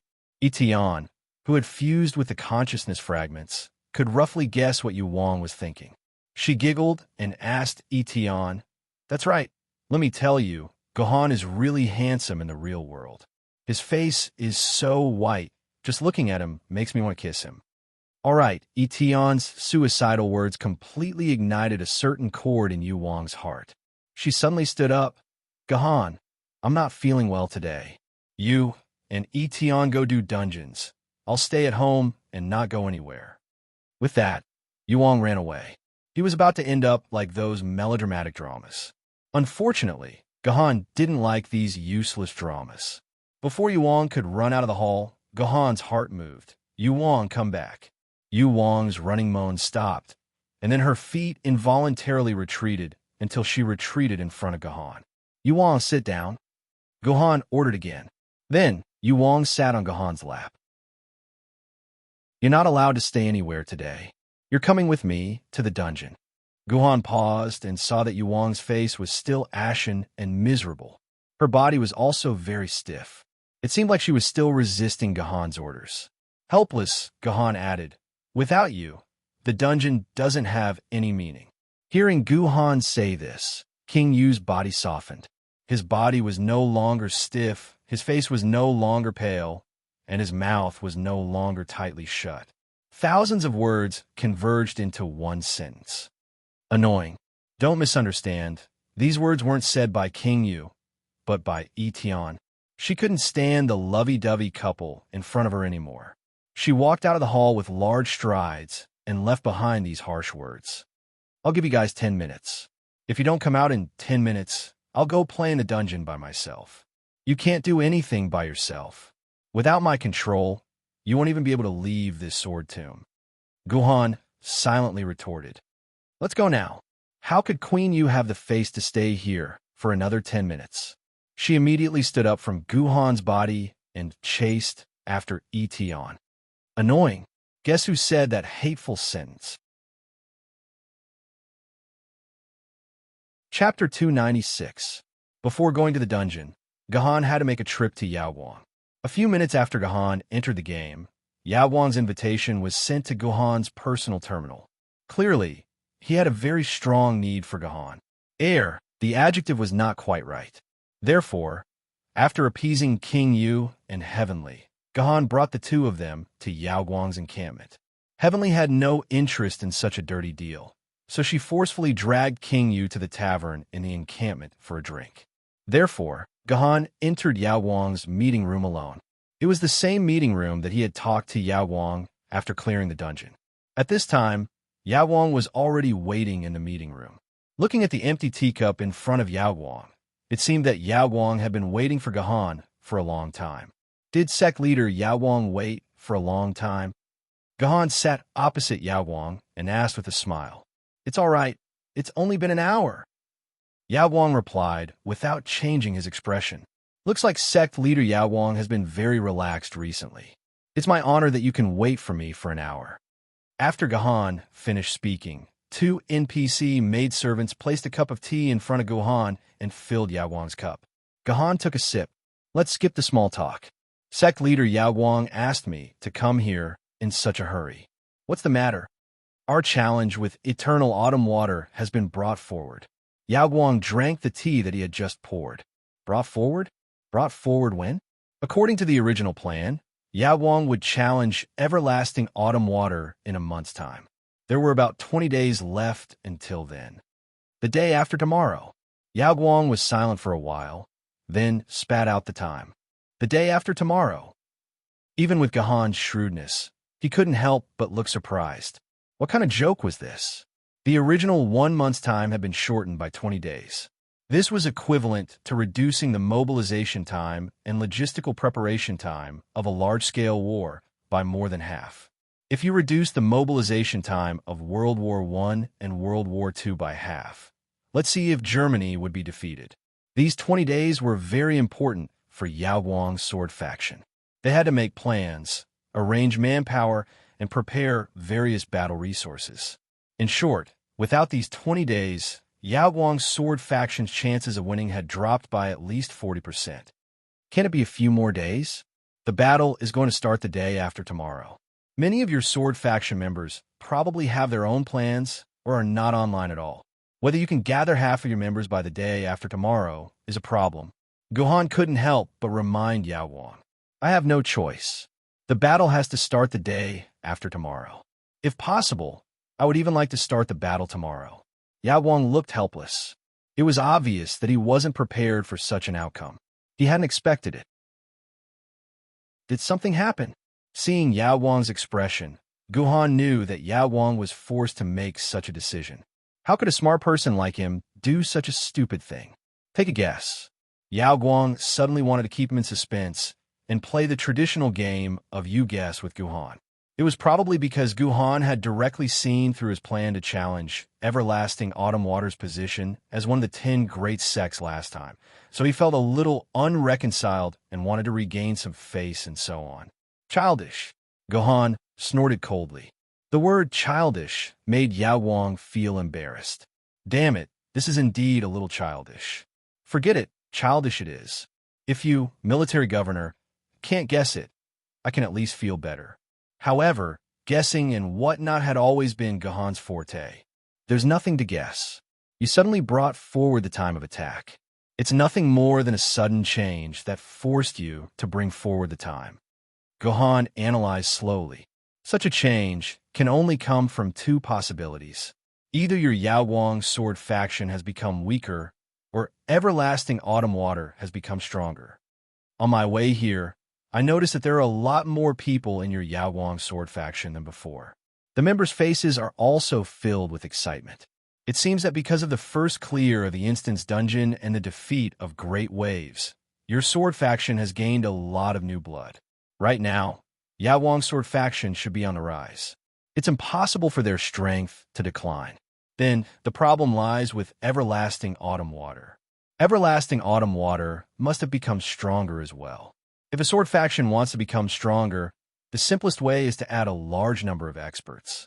Given the complicated relationship between the Eternal Autumn Water and the Great Waves of Storm's founder, it was normal for the Great Waves of Storm to lend Eternal Autumn Water a hand at a critical moment. Moreover, the Great Waves of Storm's victory was built on the Great Waves of Storm's failure.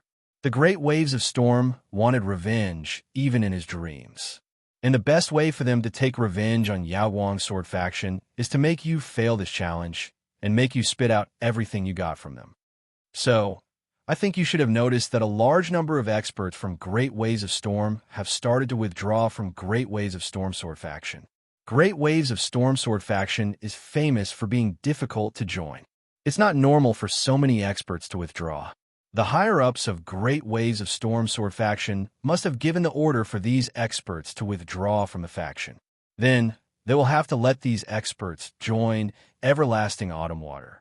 That way, Everlasting Autumn Water's strength will skyrocket to the point where your Yao Wang sword faction will not be able to defeat them. Fortunately, there's a 72-hour cooldown period after withdrawing from the sect. Those experts will have to wait for 72 hours before they can join Everlasting Autumn Water. These 72 hours are your only chance. If you can't defeat Everlasting Autumn Water within these 72 hours, your Yao Guang sword faction will have no chance of defeating Everlasting Autumn Water at all. Oh right, this 72-hour cooldown period starts from the moment those experts withdraw from the sect. I don't know when they did that, but it's clear that you no longer have 72 hours. If that's the case, I'm afraid you can't wait to challenge Everlasting Autumn Water right now, right? Starting the battle the day after tomorrow should be the time you calculated several times, right? You must have omitted all the time that you could possibly spare to obtain the most optimal time. In other words, when the time comes, you will only have around 30 hours to truly challenge Everlasting Autumn Water. That's quite a tight schedule. Yao Wang, you sure have a big heart. It's truly beyond my expectations. Guhan went through the series of analysis without pausing, scaring Yao Wang so much that he nearly dropped the teacup in his hand. Military Governor, are you even human? Yao Wang's face looked as though he had just seen a ghost. Looks like I guessed right. Tell me then, what's the exact situation? I'm all ears. Guhan shut his mouth and waited for Yao Wang to speak. Hee, does this count as me asking to be humiliated? Yao Wang sighed. You guessed right. 2 hours ago, I received information from an insider in Great Waves of Ocean Waves. Approximately 5,000 elite swordbearers had withdrawn from Yao Wang's sword sect at the same time. At first, I couldn't understand it. It was only when I linked it to Everlasting Autumn Water that I realized it. My plan to challenge everlasting autumn water must have been leaked, or perhaps it wasn't leaked at all. Wonderbrush really knows me better than anyone. He must have guessed that I would be interested in everlasting autumn water. When Yao Wang mentioned Wonderbrush, his tone was rather subtle. This former enemy of Yao Wang's sword sect had now become Yao Wang's strongest enemy. If I were you, I would give up on this challenge. Guhan ignored the ugly expression on Yao Wang's face when he heard this. If great waves of ocean waves only wanted to support everlasting autumn water, there would be no need for them to make such a big fuss. The best way would be to arrange for a small number of their members to withdraw from the sect and enter everlasting autumn water every day.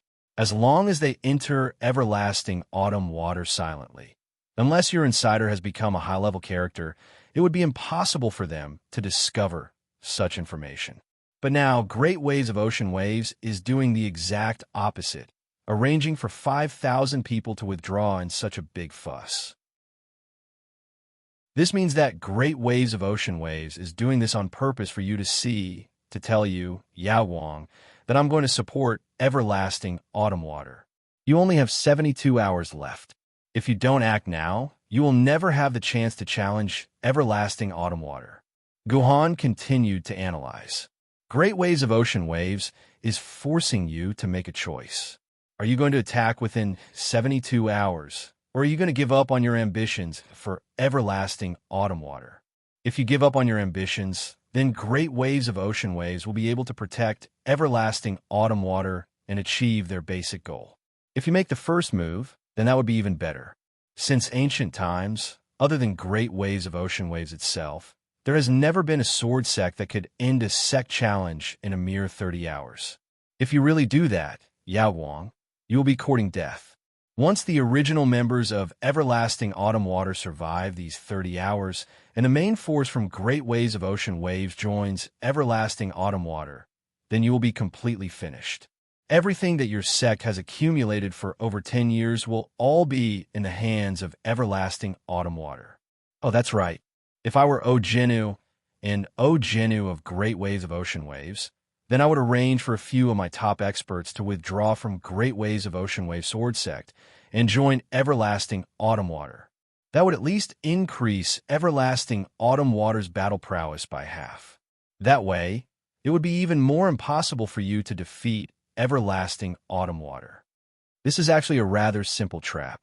They're using the 72-hour time limit to force you, Yao Wang, to make a risky decision. Once you step in, Great Waves of Ocean Waves will have tens of thousands of ways to crush you to death in front of Everlasting Autumn Water. So if I were you, I would definitely not have any designs on Everlasting Autumn Water. That is simply courting death. Guhan's words were like a bucket of ice water that was poured over Yao Wang's head, causing Yao Wang to be completely dumbfounded. The latter part of what Guhan had said was something that Yao Wang had never thought of. He had thought that this was merely Great Waves of Ocean Waves operation to support Everlasting Autumn Water. He had never expected that there would be such a huge trap hidden within. Once he jumped into it, he would most likely be consigned to eternal damnation. But Yao Wang's expression was filled with conflict and hatred. Finally, Yao Wang closed his eyes and his expression returned to a calm state. There are no buts. I have to take down Everlasting Autumn Water. If I can't, I would rather the entire Yao Wang sword sect be reduced to dust and cease to exist. Yao Wang revealed a rarely seen vicious expression. Since sect leader Yao Wang has already made up his mind, I won't try to persuade you anymore. Goodbye. As a military governor, I do not wish to get involved in this mess. Guhan stood up and was about to leave. Help me. You must have a way to help me, right? Yao Wang appeared in a flash and blocked Guhan's way. Whatever request you have, I will agree to it. As long as you are willing to help me this once. Any conditions? Guhan raised his brows and sent a text to Yao Wang through his communicator. After reading the text, Yao Wang did not even frown as he replied, "Sure, I agree to your request. You really aren't a good person, Yao Wang. I've thought so from the start." Guhan did not expect Yao Wang to agree so readily. He glared at Yao Wang and said, "All right, hand over the command of the challenge the day after tomorrow to me. I have 60% confidence to help you win this challenge. Sure, including me, Yao Guang. Everyone in Yao Guang's sword sect will listen to your command, military governor. From now on, you, military governor, will be the deputy sect leader of my Yao Guang sword sect. Hee, it's a good thing that I forgot to leave Yao Guang's sword sect after completing the mission. Otherwise, I would have to wait for 72 hours too. Gohan shook his head and turned to leave the meeting room. That's right. The only person who could grasp your personality and set up such a trap for you is probably that guy. This time, I'm going to turn from a teammate to an opponent. This is really interesting. I'm looking forward to it. Chapter 297. After leaving the Yao Guang sword sect, Gohan decided to spend the next day sorting out the matters regarding the Yao Guang sword sect challenge. Now, the most important task was to bring Etion, the curious baby, into the dungeon.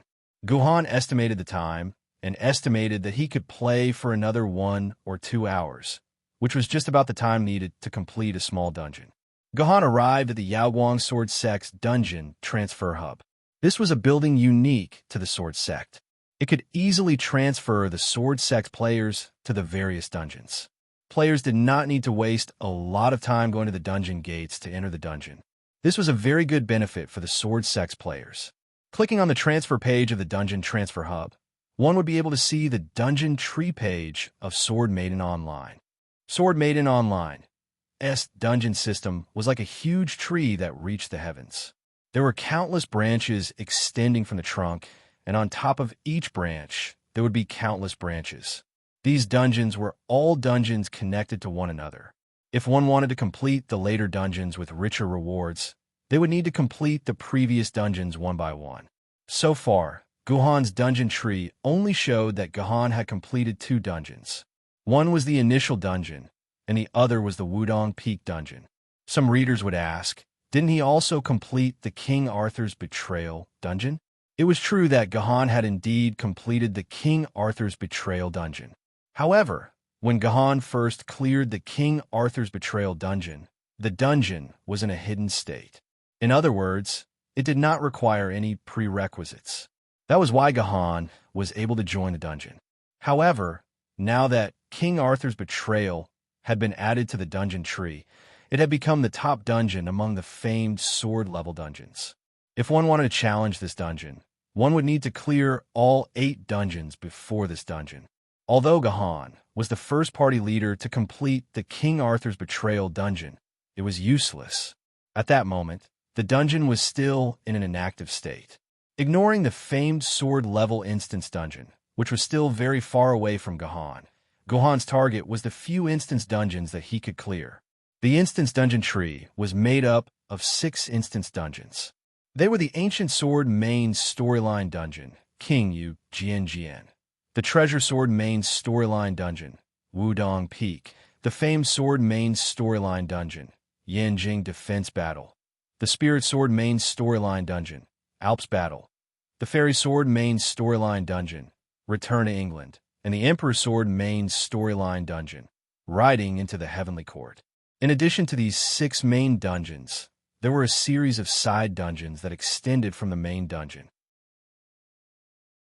Each main dungeon was connected to 2 side dungeons, so Gohan had a total of 5 dungeons to choose from. However, Gohan did not intend to challenge the famed sword-level main storyline dungeon, Defense of Old Yanjing, because this dungeon required a lot of time. It would take at least 3 days to complete, and Gohan did not have that much time. These 4 instance dungeons and the side dungeons that were directly connected to the other main dungeons were known as first-round side dungeons. The side dungeons that were connected to first-round side dungeons were known as second-round side dungeons, and so on until there were inside dungeons. Gohan looked through the dungeons' information one by one. In the past 12 years, Gohan had spent most of his time researching the King of Yu's Gojian Sword dungeon. The rest of his time was spent researching the other main dungeons. Although Gohan understood these scattered side dungeons, he didn't know much about them.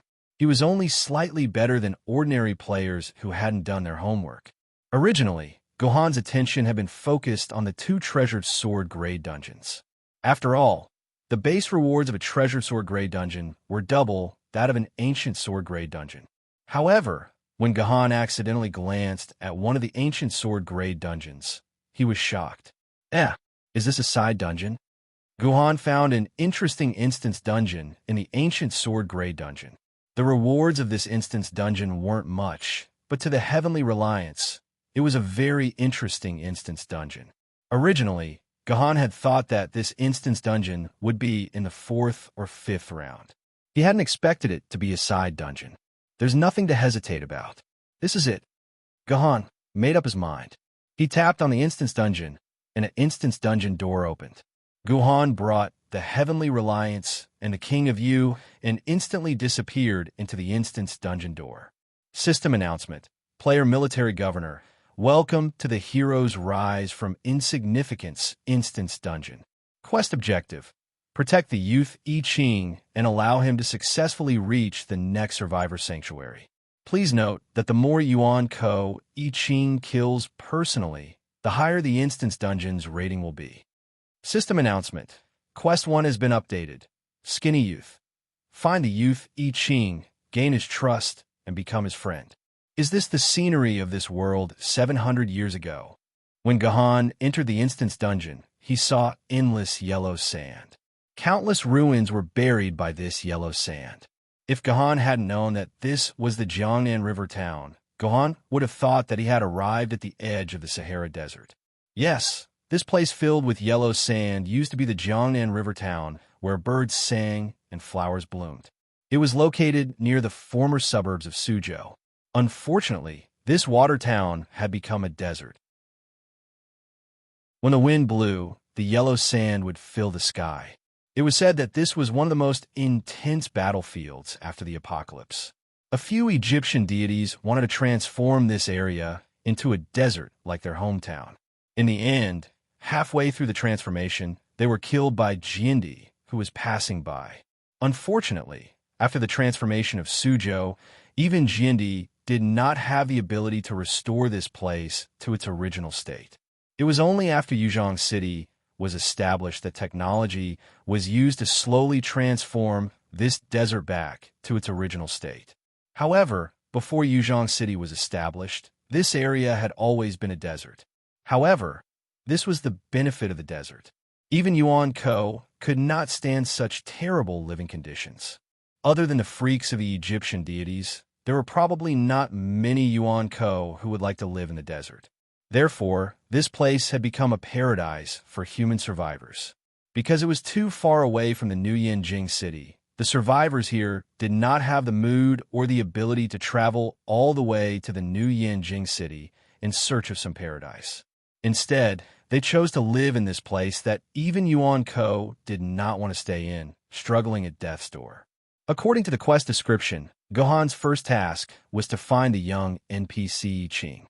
At this time, he should be living in a tribe nearby. Finding this tribe was not difficult. After all, this was only an ancient sword mode instance dungeon. It was an instance dungeon for players who had just completed the initial instance dungeon to further improve their abilities. Therefore, this kind of instance dungeon was relatively simple. The system did not set up so many traps like in King Arthur's Betrayal. As long as players obediently followed the instance dungeon's instructions, this instance dungeon would be very easy to complete. Finding I Ching's tribe was not difficult.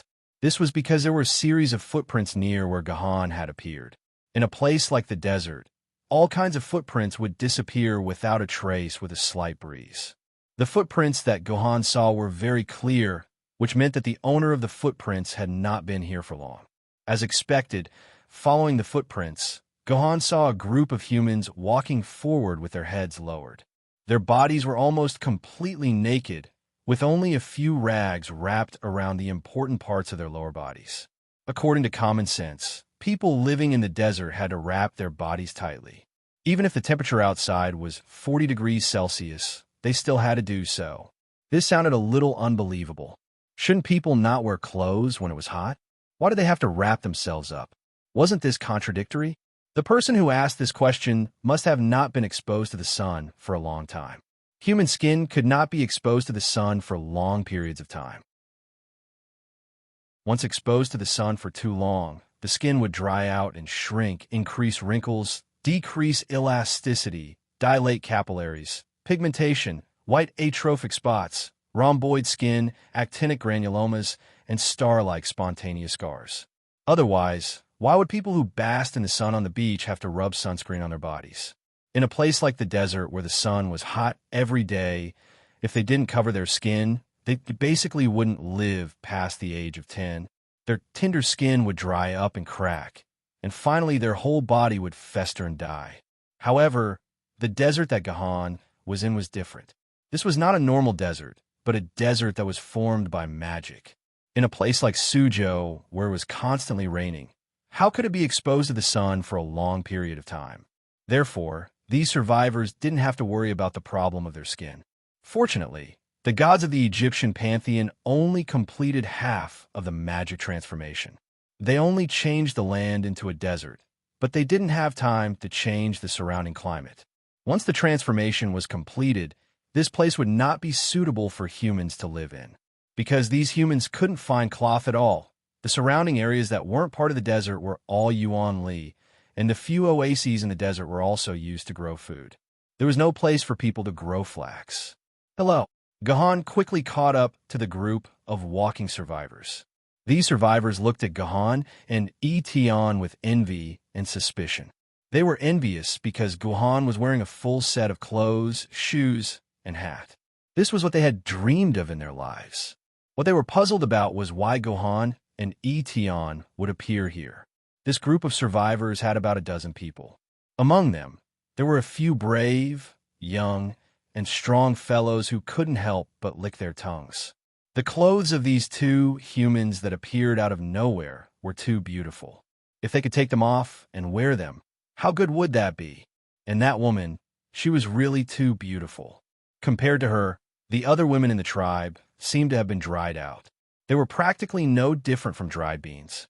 Little bastards, lower your heads. Lower your heads.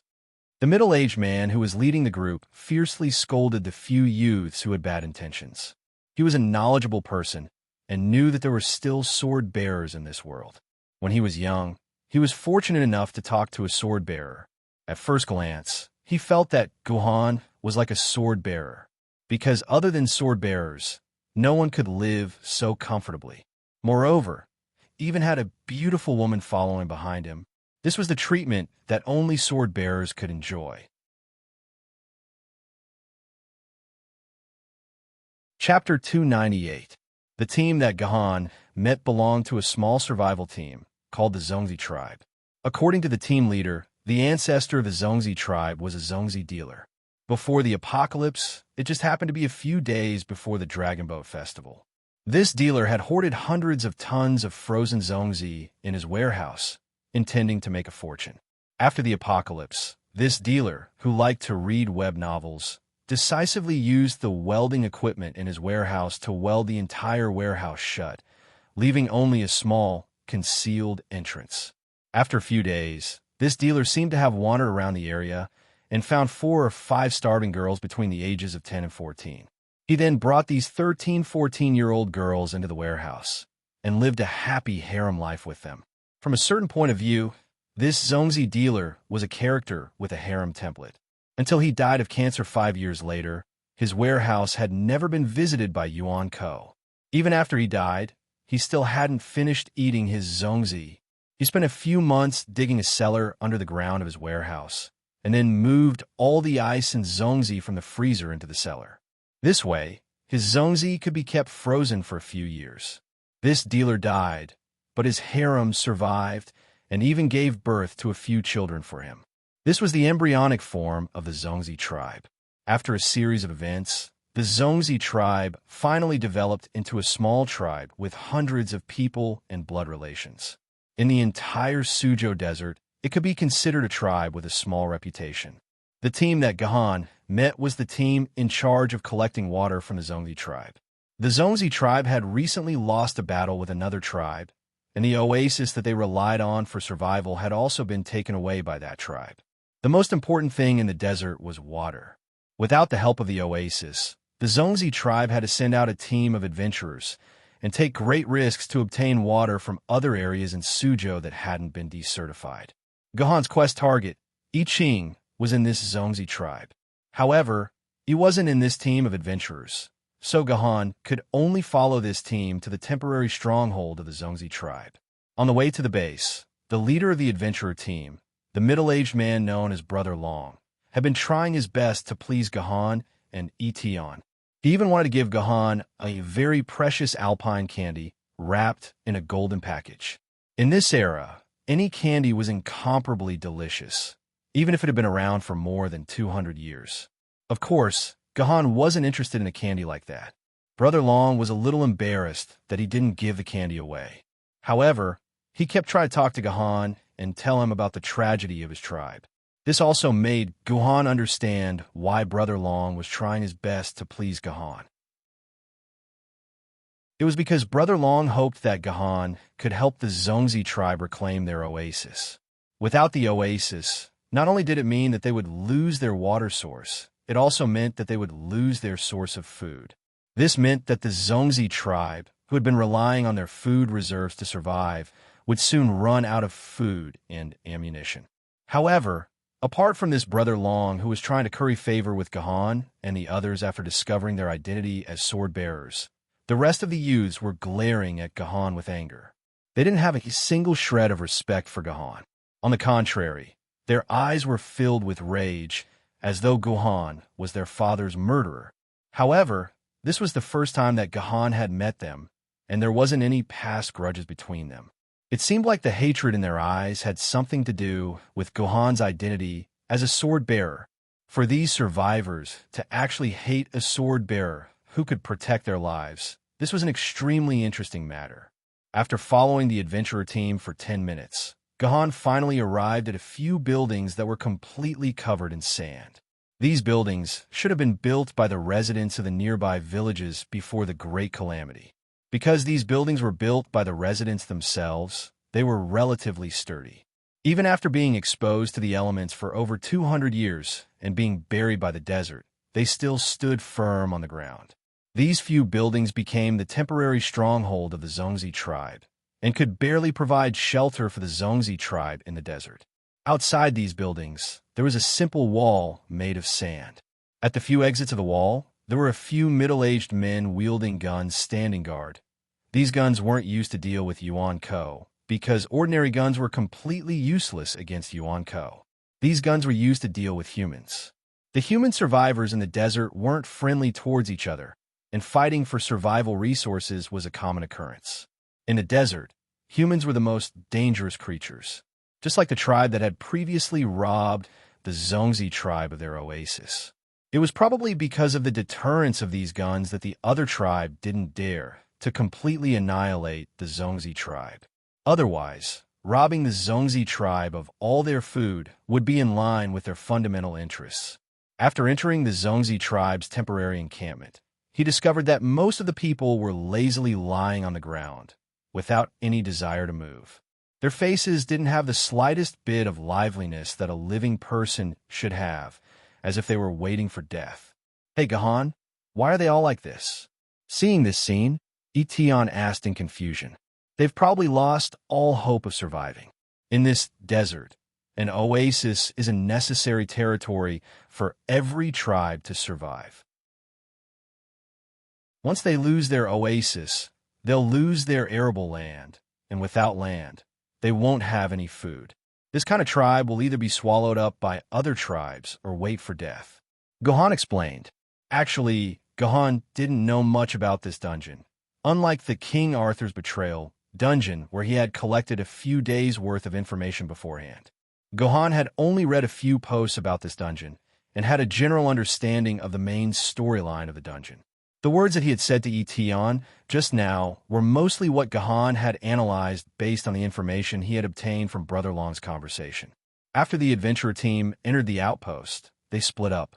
Brother Long arranged for Gahan to wait in the ruins of a dilapidated building for a while, before bringing Gahan to the second floor of a building.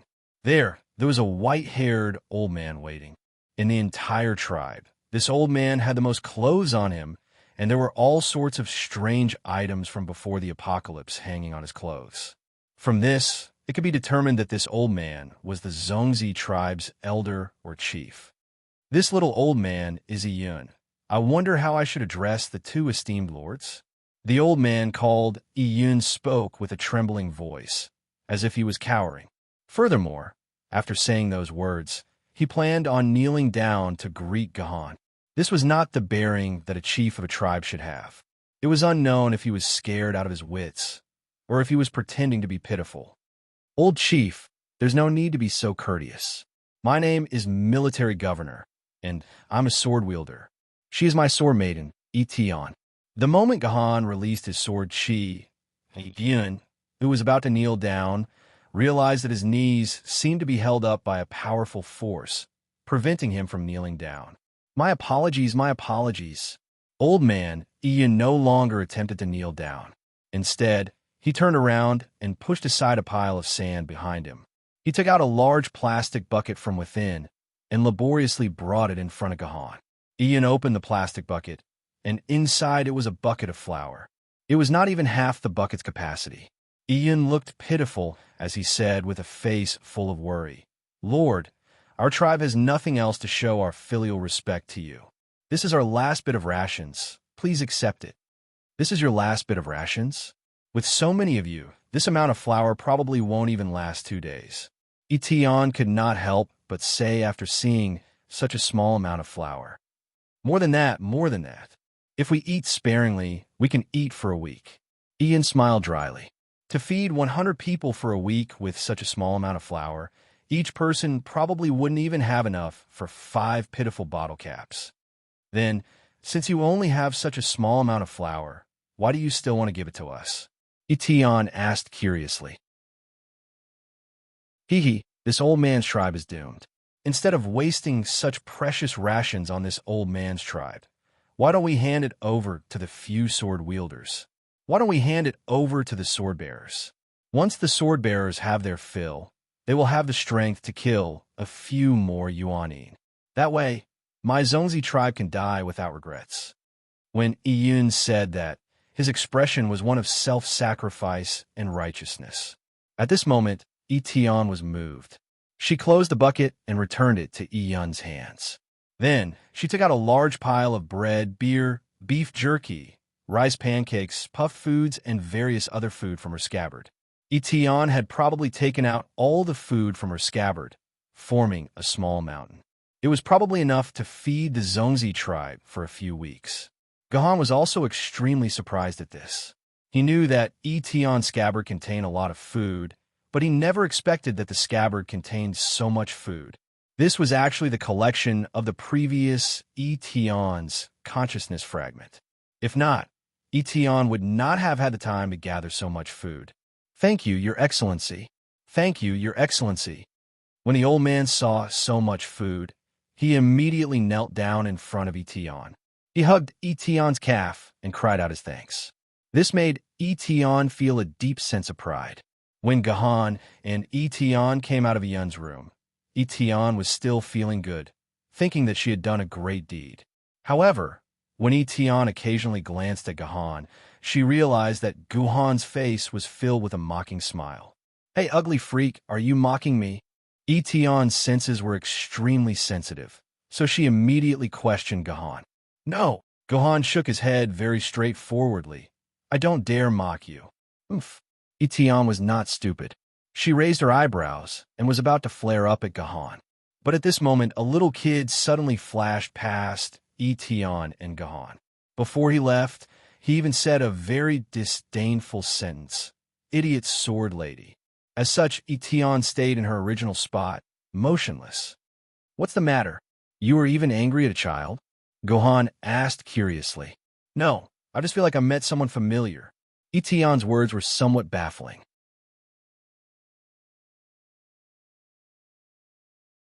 Chapter 299.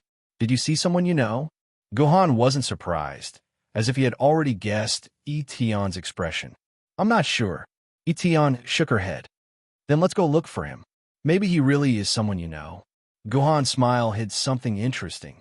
"No." Etion, who had always been carefree and unrestrained, was actually afraid. She took a step back, indicating that she didn't want to look for this person. Don't you want to complete the dungeon quest? Let's go and complete the quest. All right, as you wish. We'll go and complete the quest now. Hearing Gahan's words, Etion let out a deep sigh of relief. When Gahan brought her around the temporary hideout for a while, they finally arrived at a low hut. Etion was a little angry. She found out that she had been deceived by Gahan. She angrily pointed a skinny boy in the hut and questioned Gahan. Didn't we say that we're going to complete the quest and not look for someone we know? That's right, we're going to complete the quest. Gahan shrugged his shoulders. This is our quest objective. You too. Is it fun to stop in front of someone else's house and point fingers? An angry little face emerged from the small hut. It was a little guy whose entire body was pitch black. His face and body were pitch black, as if he had just crawled out of a pile of briquettes. However, unlike those of his race who didn't mind exposing their private parts, this little guy was actually wearing a tight set of clothes. Well, maybe it couldn't even be considered a set of clothes. At most, it was just countless pieces of cloth wrapped together. Little guy, we want to ask you about something. I don't know if you can help us. Guhan gave this young man a brilliant smile. This kind of smile was rarely seen. At the very least, those who were familiar with Guhan had never seen this kind of smile before. I don't know anything. Don't ask me. The boy turned around and planned to ignore these two strange guys. However, Guhan took out a bag of bread from his dimensional pocket and tore open the packaging. An alluring fragrance wafted out of the bag and floated into the boy's nose. The boy's head that had already turned around couldn't help but turn back. Are you planning to use this bread to exchange for my information? The boy took the initiative to ask before Guhan could speak. You're very smart. Guhan nodded. This child could do it. It's saving the trouble of explaining. Okay, I'll tell you. The boy directly snatched the bread from Gahan's hand and stuffed it into his mouth. After swallowing and wiping his mouth clean, he added, If you want to ask me if I don't know, then don't blame me. My goodness, who knows if you really don't know the information? If you don't want to answer, then it'll be over. Guhan would have wasted a piece of bread. No, I think you definitely know what I want to ask. Guhan didn't care about the boy's petty tricks. Let me ask you, there's a boy called I Ching in this tribe. Where is he? I Ching. Hearing this name, Etion, who was behind Gahan, trembled. Obviously, this name poked at a certain place in Etion's heart. I Ching? You're looking for I Ching? The boy's face showed a trace of surprise. Why are you looking for a dead person? He died 5 or 6 years ago. He starved to death. Sigh, a child without parents is really pitiful. He starved to death, and no one was willing to bury him. Okay, I've answered your questions. You can leave now. I still want to take an afternoon nap. After answering Gahan's question, the boy planned to chase them away. However, even a fool could guess that the boy's answer was a lie. If I Ching was really dead, then this dungeon quest would be useless. I Ching, we haven't seen each other for so many years, but you're still like this. As expected, people don't change. Etion, who was standing behind Gahan, suddenly began to laugh coldly. She looked at the boy in front of her coldly. I didn't think that I would have the chance to see you again. I Ching, it's been more than 700 years since we last met. More than 700 years. I Ching, who was full of nonsense, began to feel a little confused. He had only lived for more than 10 years. How could he have a friend that he hadn't seen for more than 700 years? Calm down, Etion. This is a game.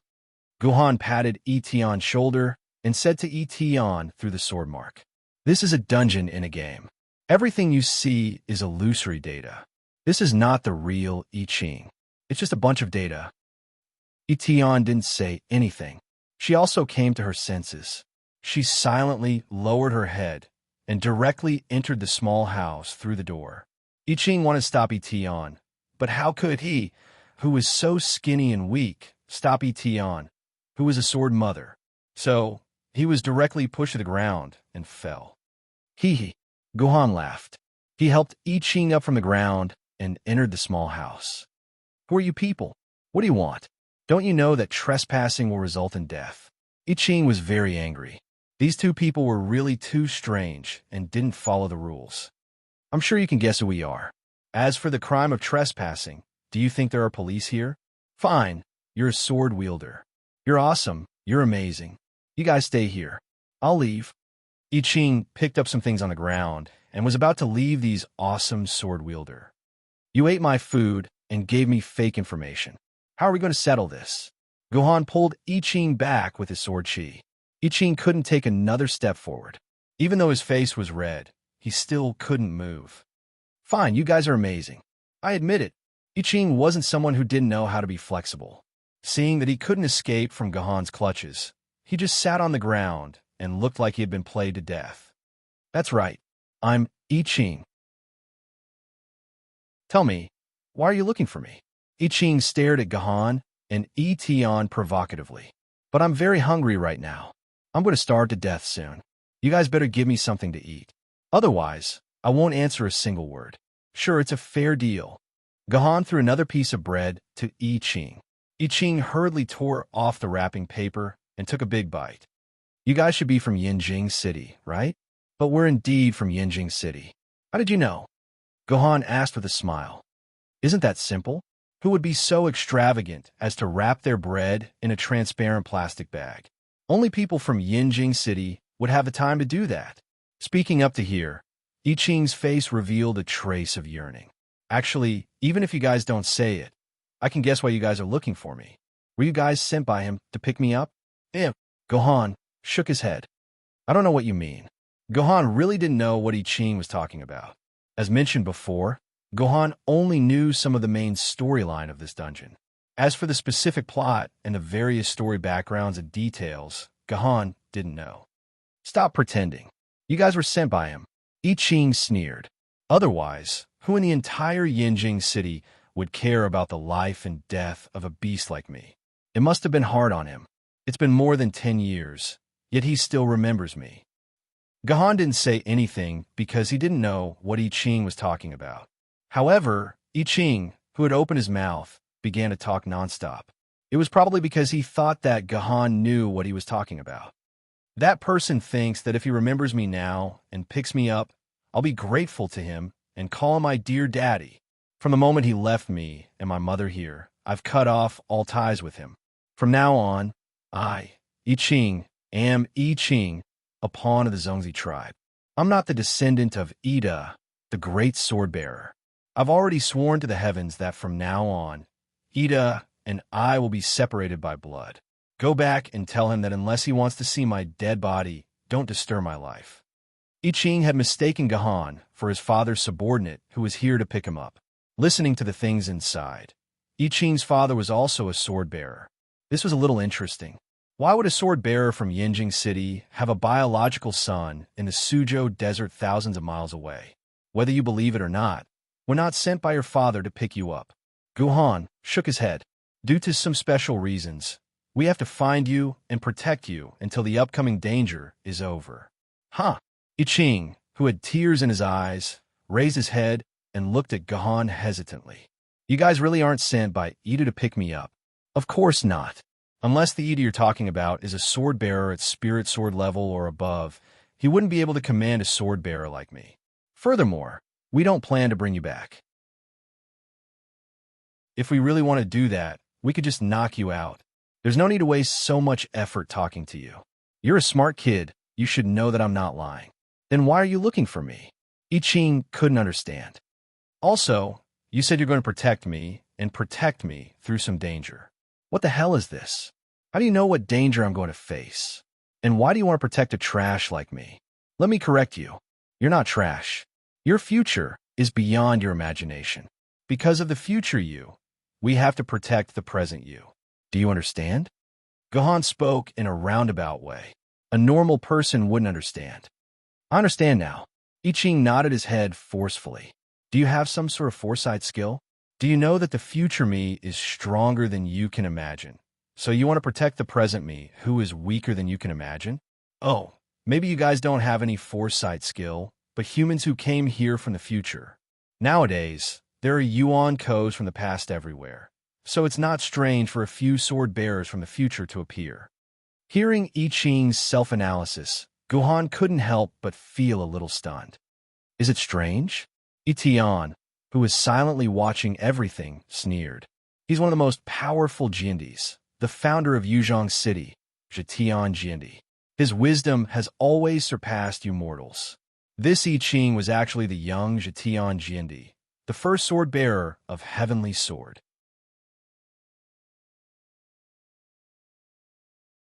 Chapter 300. Yes, this disheveled and rebellious young man named I Ching was the future founder of China's second headquarters city, Yuzhong City, where Gahan grew up, Zhijindi Jindi. The instant's dungeon's name was Heroes Rise from Humble Beginnings. It referred to the fact that before the heaven-shrouding Sword Emperor became a sword wielder, he was just a youth in a desert tribe who didn't have enough to eat. Looking at the legend of Zhetian Jindi's life, he was a main character even more than Gahan. In I Ching's era, Zhetian Jindi was the main character without a doubt. This also explained why I Ching looked familiar. After all, he was her first swordsman. Although a girl changed 18 times between childhood and womanhood, the outline of her face when she was young was still very clear. However, what made Gahan curious was the relationship between I Ching and Zhetian Jindi. Gahan noticed that I Ching's attitude towards I Ching was not good. It was as if there was some kind of grudge between the two. It seemed that the history books and various legends said that I Ching was Zhetian Jindi's best friend was not trustworthy. There must be some unspeakable story between the two. Although I feel that what I just said sounded like a fantasy, there's one thing I can be sure of. You don't have any bad intentions towards me. Let me reintroduce myself. My name is I Ching. Although I don't know how much longer I can stay with you, I hope to be friends with you. Young I Ching was worthy of being the future Jindi. Although he was facing a swordsman who was many times stronger than him, he was neither arrogant nor servile. He took the initiative to ask Gahan to be friends. With this kind of attitude, even if I Ching did not have Jindi's talent, he would definitely be a person who could not be underestimated in the future. Okay, I Ching, we are friends now. Guhan held I Ching's hand and shook it hard. System notification. Quest 1, Skinny Youth completed. You have found I Ching and become friends with him. System notification. Main quest has been updated. Quest 2, Find the White Iron Sword. There is a lost ancient sword Maiden White Iron Sword hidden near this temporary base. Please help I Ching find the White Iron Sword. A new quest had been issued. It was to help I Ching find by Tai Jian. Who would have thought that the great Jiandi of the first generation would have an ancient sword maiden, the White Iron Sword, one of the 3 beginner sword maidens? It was a piece of beginner equipment that could be given away with a single click. However, it was worth mentioning that I Ching's White Iron Sword was not a man-made White Iron Sword, but a natural sword maiden White Iron Sword. In the ancient sword record, it was ranked around 300. Compared to the thousands of rankings, this was already a pretty good ranking. I Ching, time to eat. At this time, a man who only covered his most important parts came to I Ching's door, but he was shocked to find that I Ching was sitting with Gahan and I Tian. Seeing Gahan and I Tian, this person was clearly a little dumbfounded. The news about Gahan and I Tian had already spread throughout the tribe. Everyone knew that a powerful sword wielder had entered their tribe. However, they never expected that this sword wielder would actually be together with the stubborn and dirty I Ching. Uncle I Tian, what are you spacing out for? Give me my food.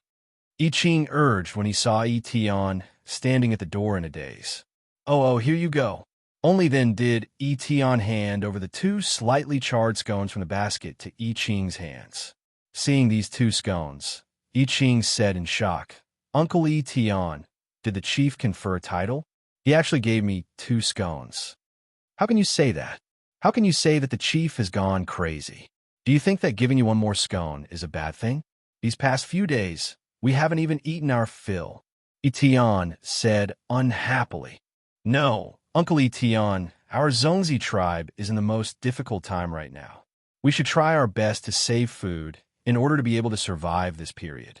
How can we be so extravagant as to eat 2 scones? Uncle I Tian, I'll give you another one.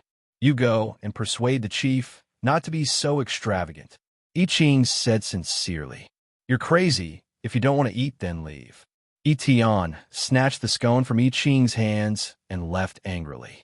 Seeing this, I Ching knew that what he said earlier was for nothing.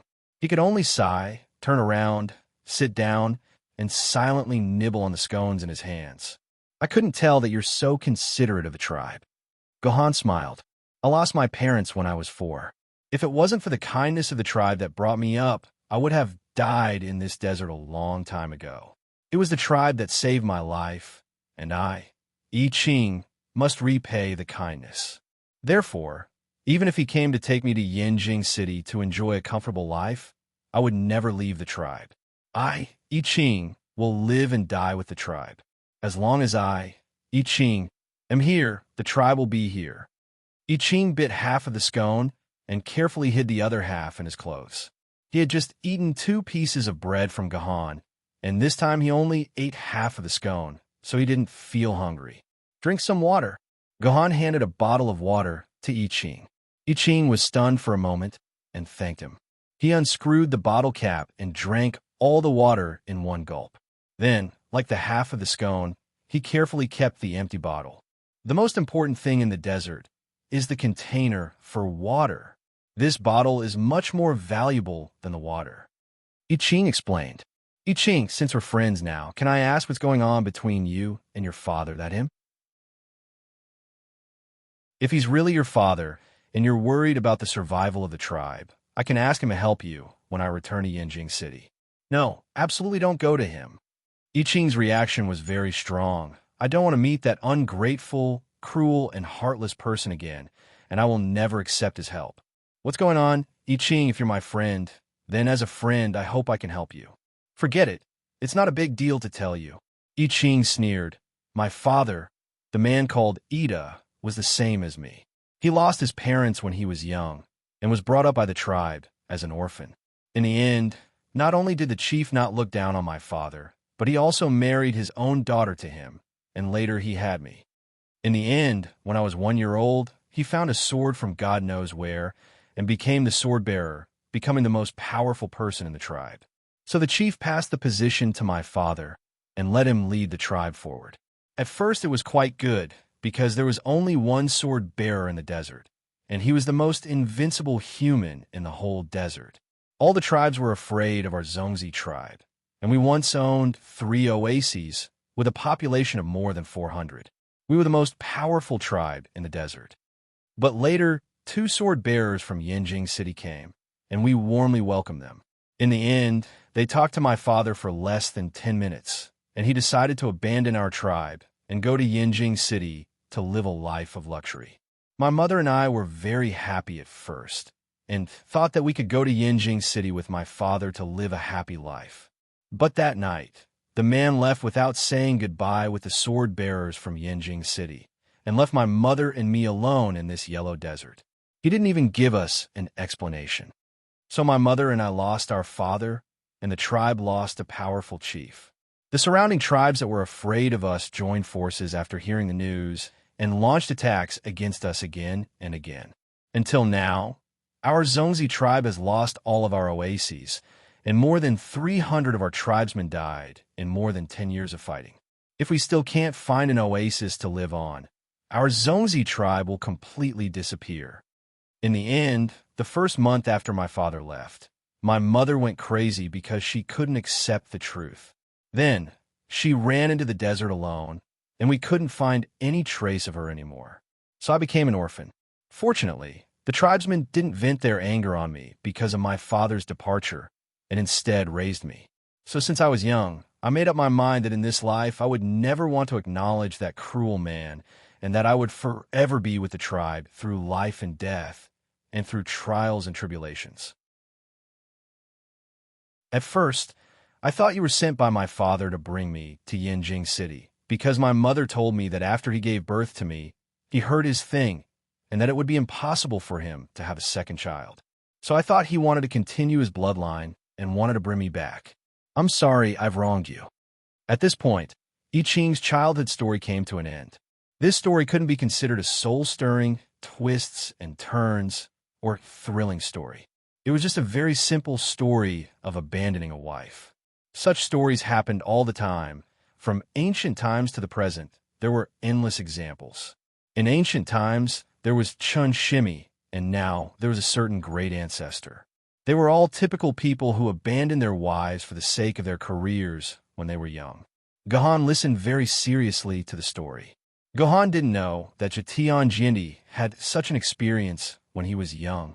Etian also listened very seriously.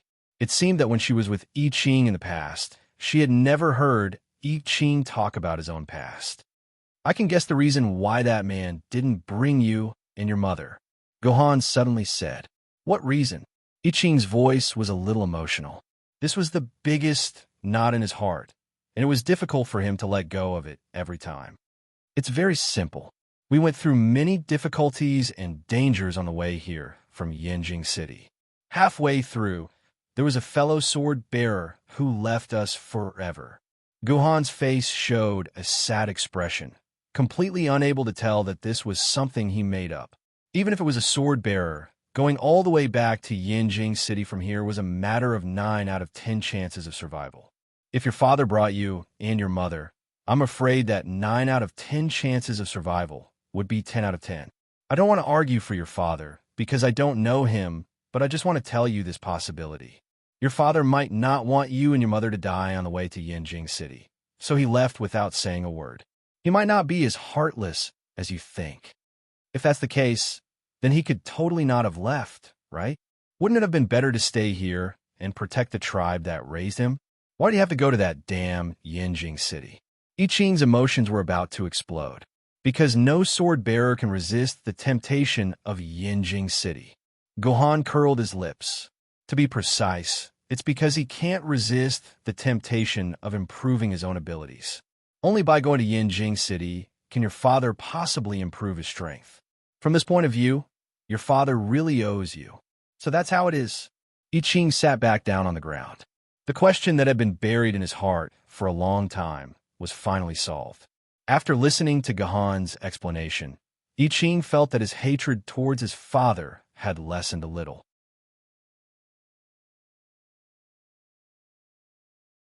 Chapter 301. This is bad. Everyone be on high alert. Yuan Ko is here. Yuan Ko is here. Everyone stay alert. Yuan Shun is coming.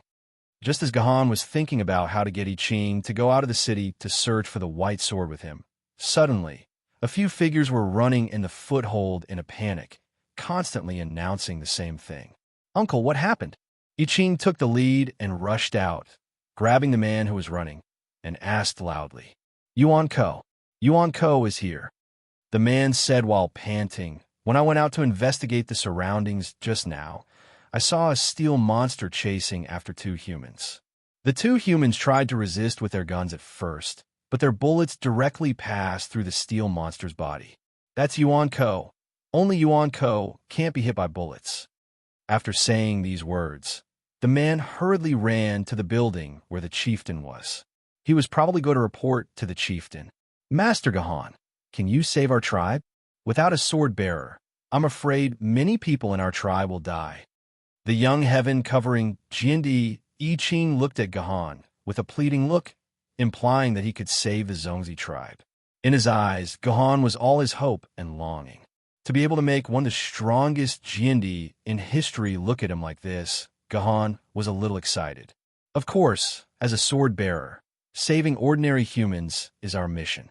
Even if I'm not your friend, I'll still fight for the Zongzi tribe. Now, let's not talk nonsense. Bring me to the gate. I want to see what kind of steel monster Yuan Ko is. Gohan said resolutely. Yes. The young heaven covering Jindi immediately ran to the front to lead the way for Gahan, and soon he brought Gohan to the sand wall where they first entered the foothold. At this time, almost all the men were on high alert, or rather, panicking as they looked at the desert in the distance. They didn't gather here to defend against Yuan Ko's attack, but to see if Yuan Ko would discover their foothold. Once this Yuan Ko appeared in their field of vision, everyone would immediately flee in all directions. This was the best way to deal with Yuan Jun that the survivors in the desert had comprehended, That was to use the fastest speed to run for their lives, hide themselves, and do their best to evade Yuan Zhen's pursuit. Then, when Yuan Zhen couldn't stand the desert's climate and left by himself. This was the survival philosophy of the desert survivors. At this time, everyone was nervously looking into the distance. At this time, there was no sign of the steel monster in sight. After waiting for a few minutes, the chief Yi Yun also rushed over. The first thing he did when he arrived was not to ask about the situation of the battlefield, but to kneel in front of Guhan. He begged Guhan to save his tribe with tears streaming down his face. In this regard, Guhan naturally replied to Yi Yun with the same words that he had used to answer Yi Qing, which made Yi Yun feel relieved. With a sword-bearer blocking Yuan Yin, even if the sword-bearer can't beat Yuan Yin, it can still give my tribe more time and hope to escape. Yi Yun pondered with a perverted thought. But after a long time, there was still no sign of Yuan Ko. Everyone seemed to heave a sigh of relief. They felt that Yuan Shun would probably not come here, and they were temporarily safe. But soon something happened. A woman with a shriveled face came to report a terrible news. She found traces of the steel monster behind the foothold. Because there was a steep slope behind the foothold, it limited their vision. The people in the foothold could not find Yuan Ko at the bottom of the slope. When they first saw Yuan Ko, it was already too late. Yuan Ko had already finished climbing up the slope and was running towards the foothold that was less than 500 meters away. "Follow me." Without waiting for Yi Yun to say anything, Gahan grabbed the hands of the youth, Jiandi and Yi Qing, and went straight to the back of the foothold. Gohan quickly pulled Yi Qing and disappeared from everyone's sight. "Tribal chief, let's escape. I think that the sword wielder is too thin and weak. There's no way he's a match for that steel monster. Chief, it's more important for us to escape. With the sword wielder dragging us, we can escape." The man who had previously met Yuan Zhen tried to persuade Yi Yun. "Nonsense. All our food is here.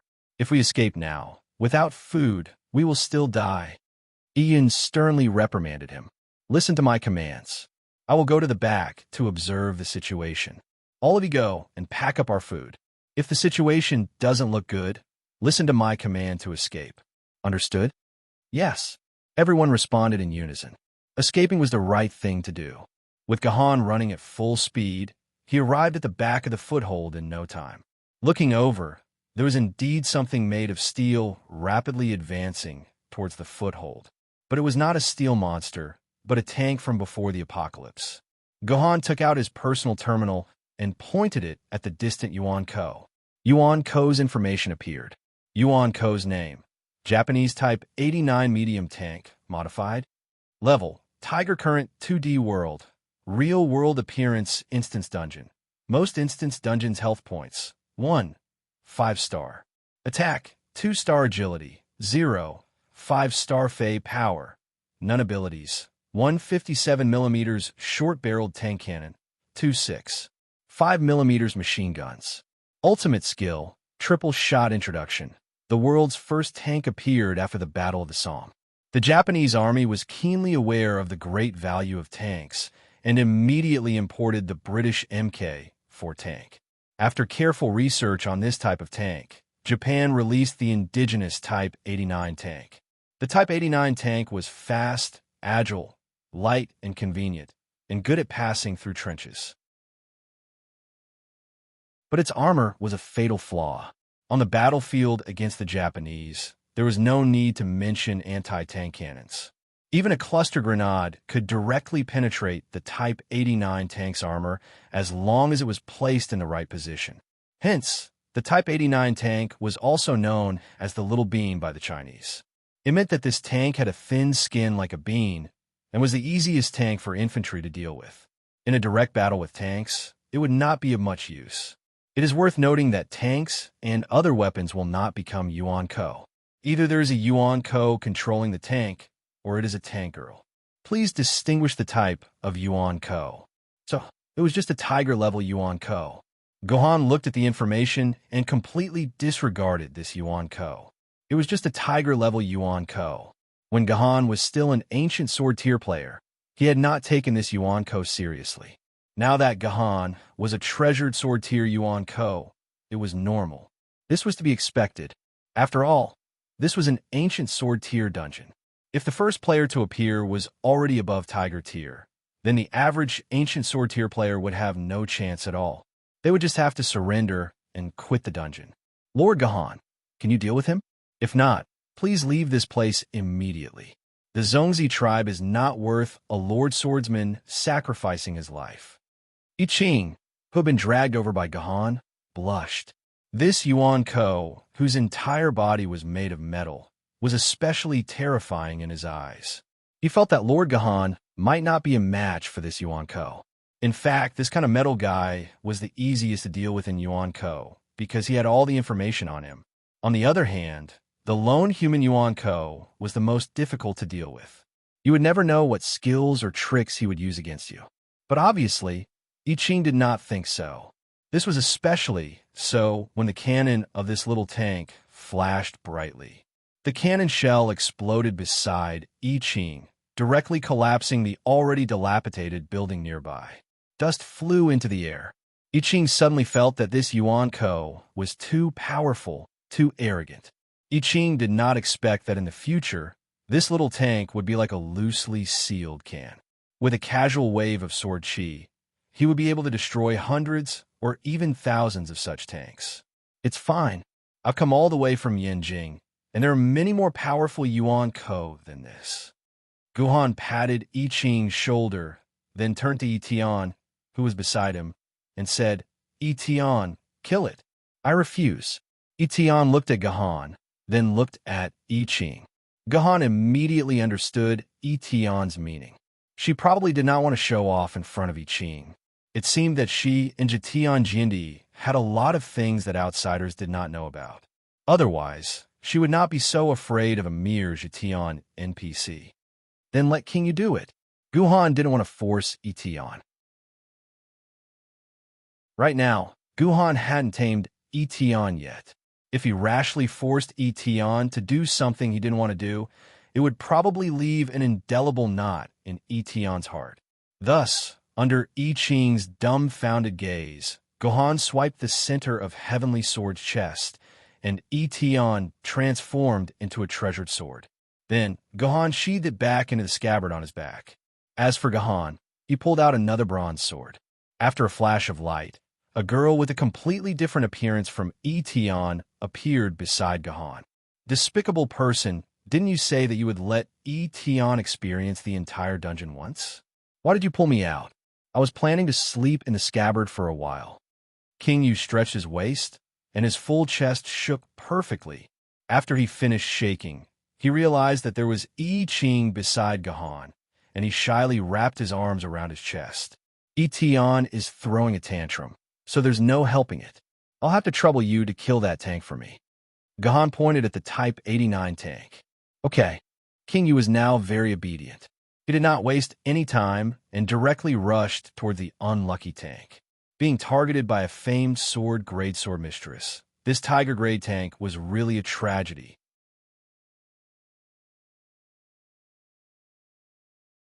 Chapter 302. Jitian Jindi. I Ching watched as the Slender King Yu slowly walked towards the terrifying steel beast that could shoot out lightning. He felt worried. He felt that the tattered bronze sword in King Yu's hand wasn't a match for this steel monster. Watch calmly. If King Yu can't deal with a mere tiger-level Yuan Ko, then she wouldn't be King Yu. Gohan's tone was very relaxed. It was as if it was a piece of cake for King Yu to deal with the seemingly powerful Yuan Ko. This made I Ching relax quite a bit. But very quickly, I Ching realized that his worries were completely unnecessary. The entire battle was as relaxing as an entertainment activity. King Yu didn't walk quickly towards the tank. His posture was also very leisurely. He was like a beauty that came to a shopping street to buy goods. When he walked, he even had a graceful catwalk. He didn't put Yuan Ko in his eyes at all. King Yu's speed was so slow, which naturally gave the tank a lot of time to reload. A cannonball flew out of the tank's barrel and aimed at the advancing King Yu. However, this cannonball's accuracy was very bad. It exploded near King Yu, causing dust to fill the sky. If the first shot didn't hit, another shot would come. The quality of the crew in the tank was quite good. A mere tank was able to fire a shot every 5 seconds. Moreover, the accuracy of the shots was constantly improving. When the fourth shot was fired, the shot finally hit the walking king of you. Normally speaking, in a battle between tanks, completing the shooting calibration within 4 shots was a very amazing thing. Moreover, this tank's target wasn't a tank of the same size as him, but a human that was much smaller than a tank. If this accuracy was placed in World War II, he would definitely be an ace gunner. Not good. Her Excellency King Yu has been shot. We have to save her. He didn't expect I Ching to be quite brave and loyal. When he saw King Yu get shot, he wanted to rush over to save her. He completely disregarded the possibility of dying to Yuan Ko's cannon. It seemed like it wasn't purely luck that he could become Jindi in the future. No need, continue watching. Gahan pressed down on I Ching's shoulder. When the smoke dissipated, King Yu's figure appeared once again. Moreover, he seemed to be completely unscathed. There wasn't even a trace of being burnt. System notification. Your sword Maiden King Yu's been attacked by an artillery shell. Personal shield energy, minus 128. A loss of 128 points of shield energy. On an ancient sword rank sword lady, that was about half the damage, but on King Yu, it was only 3%. Seeing that his cannonballs didn't seem to deal any damage to King Yu, the little bean tank became a bit anxious. Cannonballs continuously shot out from cannon. They were extremely accurate, and around half of them hit the area around King Yu. But it was useless. They couldn't even break through King Yu's personal shield. If a normal, rational person was controlling this tank, they would choose to reverse and retreat, or simply turn around and run. However, Yuan Ko below the nether grade would basically lose most of his rationality after passing through the dimensional rift and become a beast that only knew how to attack. Therefore, this little bean tank chose to continue firing at King Yu and bombarding him. This determined their fate of death. When King Yu took another cannonball and his personal shield fell to about 80%, the battle was about to end. This was because King Yu had already walked to the side of the little bean tank. King Yu tapped his toes and jumped more than 5 meters high. He stood on the top of the little bean tank and raised his Gojian sword. He swung at the cannon barrel, and the short cannon barrel was easily cut off like a carrot. Realizing that its cannon barrel was gone, the little bean tank finally started to panic. Its diesel engine started to roar, and it trembled as it planned to escape. But how could King Yu let them escape? King Yu jumped down from the little bean tank and slashed at the belt, crippling the little bean tank's mobility. Then, like a butcher dismembering an ox, he slashed at the tank's armor and cut off all the steel plates. In fact, King Yu could have been more direct and cut the tank into 2. However, King Yu seemed to be in a bad mood and deliberately played with the little bean tank. As a result, the tank's armor was tragically cut off and the entire driver's compartment was exposed. Let's go up and take a look. Gahan grabbed I Ching's neck. Gahan was already very familiar with this action. He had practiced this skill when he had grabbed Ching Pin. Although I Ching's body was much larger than Ching Pin's, judging from the weight, he seemed to be lighter than Ching Pin. This was not strange. The poor I Ching was served with good food and drinks, and he ate meat every day. Naturally, he was a lot more hungry than I Ching, who was always hungry and even hungrier than I Ching. I Ching, who was grabbed by the neck by Gahan, felt like he was flying in the sky. In the blink of an eye, he arrived next to the little bean tank. At this moment, King Yu had just grabbed 4 humanoid Yuan Ko out of the tank. How come there are 4 women? When I Ching saw the humanoid Yuan Ko that King Yu had pulled out, he was shocked to discover that they were actually 4 girls. They didn't look like adult girls. The 4 female Yuan Ko were wearing tight sportswear. Gahan had seen some information before the apocalypse and knew that these sportswear were the sportswear worn by female students in school. In other words, in their world, these girls should be school students and female high school students at that.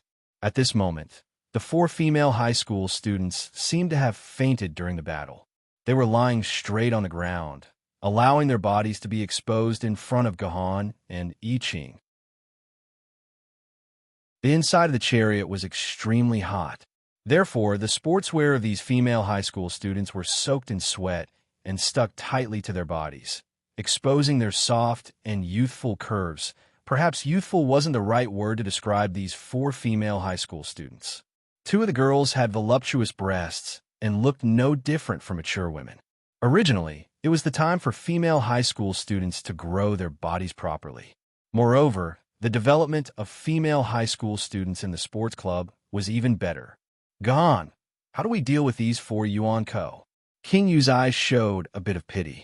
It seemed like these four immature female high school students Yuan-ko had aroused King Yu's compassion.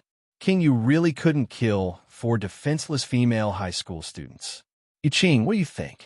Gahan didn't answer directly and asked I Ching instead. I Ching hesitated. He stared blankly at the four female high school students with a conflicted expression. This couldn't be blamed. I Ching was a young and hot-blooded lad after all. It wasn't strange for his imagination to run wild after seeing four female high school students. Jindy was also human. Plus, I Ching wasn't the decisive Jindy. Lord Gahan, they're all Yuan-ko, right? I Ching thought for a moment and asked Gahan. Yes, that's right. They're all Yuan-ko. At that moment, the four girls had already woken up and were struggling to get up. Their eyes and pupils weren't the black of a normal person, but a blood-red color. This proved that they had already lost their rationality during the process of crossing the dimensional rift and no longer possessed the spirit and willpower of a normal human. Actually, it's very easy to determine if they are Yuan-ko. You just have to touch their bodies.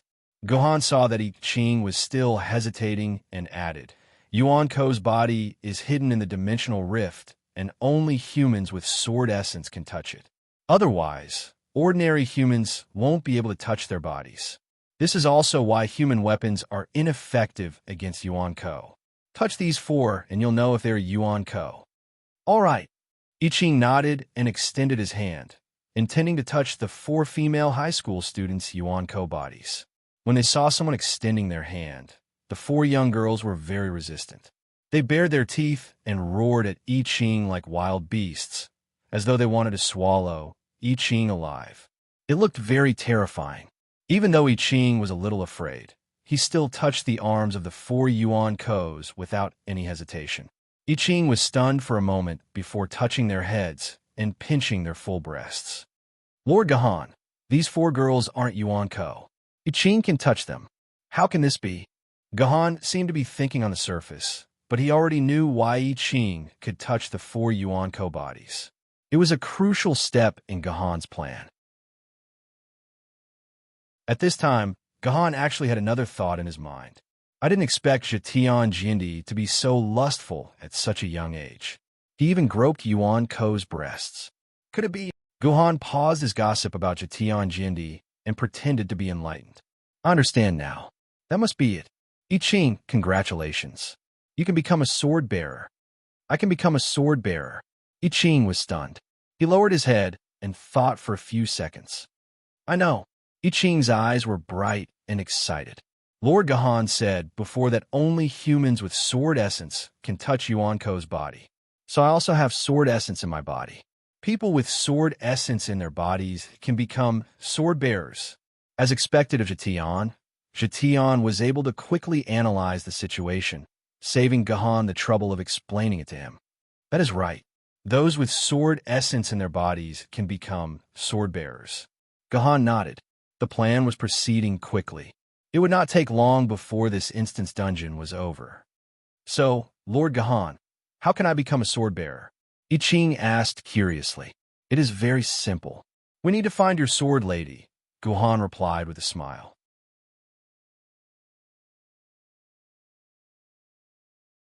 Chapter 303. Lord Gahan, how should I find my own sword maiden? I Ching asked Gahan. At this moment, there was a flame of desire burning in I Ching's eyes. After knowing that he could become a sword wielder, the burning desire in I Ching's heart burned fiercely. Any sword can be your sword maiden. Of course, most of them can't be your sword maiden. Gahan briefly explained the situation of the sword maiden to I Ching. I suggest you search the surroundings to see if there are any swords or the like. Hold her in your hand for 10 seconds and you will know whether she is your sword maiden or not. Guhan's words were actually quite nonsensical. Think about it. In modern society, many humans had experimented over and over again in places like the Sword Pavilion that were filled with sword ladies, but none of them could find a sword lady that could synchronize with them. How could an ordinary person find a few broken swords to experiment with in a desert like this? However, that sentence only applied to normal people. It didn't apply to a prodigy like the heaven-covering Sword Emperor. If it were up to him, he would probably be able to successfully synchronize 3 or 4 sword ladies.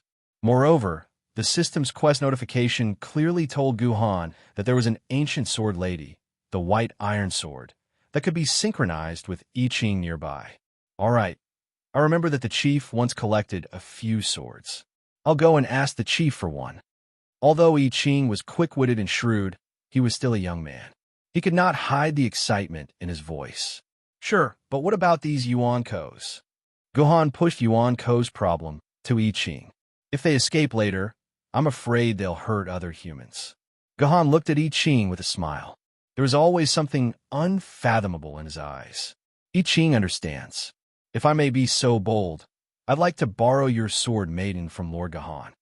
Just now, when Guhan was explaining the basic situation of the sword maiden to I Ching, he had told I Ching that only the sword maiden could attack the Yuan Shun. Sure, no problem. Guhan's hand touched the hilt of the Heaven-Reliant sword. Then, the Heaven-Reliant sword immediately roared through Guhan's sword mark. Surnamed Gu, if you dare hand over my original body to I Ching, don't even think about commanding me for the rest of your life. Good fella, I Tian doesn't even address this heroine as this heroine and calls herself Old Mother. Looks like she's really pissed off. King Yu, sorry to trouble you. Guhan was helpless and could only ask King Yu for help. Since I Tian refuses to yield, then this king naturally won't yield as well. Otherwise, wouldn't this king be even lower than I Tian? King Yu also rejected Guhan's request. Guhan smiled bitterly and could only take out the Qingpin sword. Fortunately, Qingpin's main body didn't like to log into the game. Otherwise, if the 3 sword ladies didn't let anyone touch them, Guhan would be embarrassed. Here, Guhan handed the Qingpin sword to I Ching. When I Ching received the Qingpin sword, his body suddenly started to tremble, especially the tip of the Qingpin sword. It kept shaking, fully displaying the fear in I Ching's heart. Although he was afraid, I Ching's movements didn't slow down.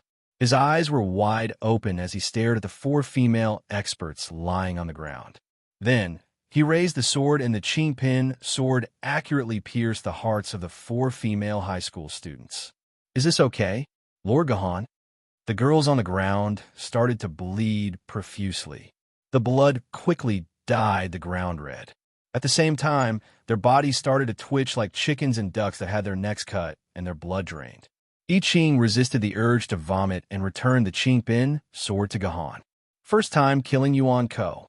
Guhan took the Qingpin sword and asked casually. Yes, first time. I Ching nodded. By then, the Yuan Ko girls had stopped twitching. Their skin was pale. At the same time, a vortex appeared in the middle of the space. That meant that the Yuan Ko girls had died. Not bad. You acted quickly. Your movements were simple and precise. In the future, you will become an excellent swordsman. Perhaps you will stand at the peak of all swordsmen. Guhan patted I Ching's shoulder. This is your first time, but you will experience it many times in the future. As you kill more, you will get used to it. We are all people whose hands are stained with blood. However, you must remember, this blood must not include our own human blood. System prompt. Quest objective: I Ching has killed Yuan Ko. Number 4. Please keep up the good work. The more Yuan Ko I Ching kills, the higher the instance dungeon evaluation. Lord Guhan. Lord Guhan, thank you for saving our Zongzi tribe. Our Zongzi tribe's gratitude towards Lord Guhan is like a torrential river, or like the Yellow River flooding out of control. Seeing Guhan, Chief Ian knelt in front of Guhan and flattered Guhan loudly. This line was passed down by Ian's grandfather's grandfather's grandfather's grandfather. It was said that when facing an undefeatable opponent, one had to say this line decisively. It might even save one's life. The old man even hugged Gahan's feet and wanted to kiss Gahan's shoes, but was pushed away by the disgusted Gahan. Mr. Chief, eliminating Yuan Ko is what we swordsmen should do. I can't accept it. If you continue like this, I will leave immediately. Yes, I was rash. Hearing Gahan's words, Iyun hurriedly retreated, maintaining a certain distance from Gahan. Ahem, Mr. Chief, I have a piece of good news for you. While I was fighting with Yuan Yin just now, I discovered that this little brother actually has the talent to become a sword bearer. With a little guidance and some luck, he can become a true sword bearer. Is that so? Iyun, who thought he would be overjoyed to hear that a native sword bearer had appeared in his tribe, had a strange expression on his face. He wanted to say something, but words failed him. Vaguely, there was a hint of disapproval and hatred. Is that so? That's great. I Ching is Ida's child and has Ida's bloodline. Our tribe has long felt that he can become a swordsman. He will definitely become one. From this sentence, it was obvious that Iyun was not happy about I Ching becoming a swordsman. He was even a little unwilling. Grandpa Chief, don't worry.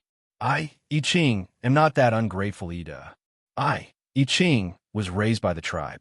Without the tribe's care, I, an orphan, would have long become a skeleton in the desert. If I Ching, become a swordsman, I will use my life to protect the tribe's safety. I will make our tribe the strongest tribe in the desert. I Ching, will never leave this tribe. I Ching could tell that Iyun was worried. He stepped forward and held Iyun's hand tightly. He said this in a firm and heartfelt manner. Good. Hearing I Ching's words, Iyun was moved to tears. I Ching, the tribe did not raise you for nothing. Grandpa Chief knows that you are different from your father. When I leave, I will leave the tribe to you. I believe that under your leadership, our tribe will be able to live well. Grandpa, child, two pairs of hands, one white and tender, the other dry, held each other tightly. No one knew how much sincerity there was in this. Flyer, in the end, you still left this place. You said that you would stay in the Zongzi tribe forever. What a complete joke. Itian, who was in the scabbard, sneered. It seemed that I Ching still left the Zongzi tribe. He did not fulfill the promise he made in front of the chief. Grandpa, I remember that our tribe has a few treasured swords. Can you take them out for me to try? Who knows, my sword lady might be among them. I Ching said anxiously. He was eager to obtain his sword lady. Of course, no problem. Grandpa will bring you there to try. Iyun agreed readily. He led I Ching into the small building where he met with Gahan. He took out a bag from a hidden place and opened it.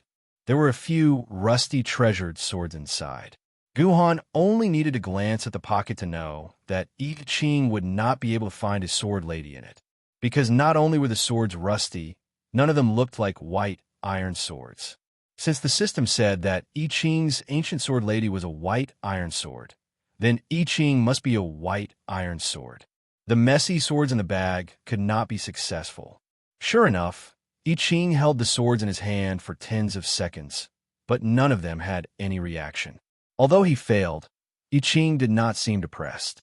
He returned the swords to Iyun and asked, Grandpa Chief, I remember that our tribe should have more than 10 treasured swords. Why are there only 4 left? Yeah, child, you don't know. A few days ago, we escaped from the oasis in a hurry.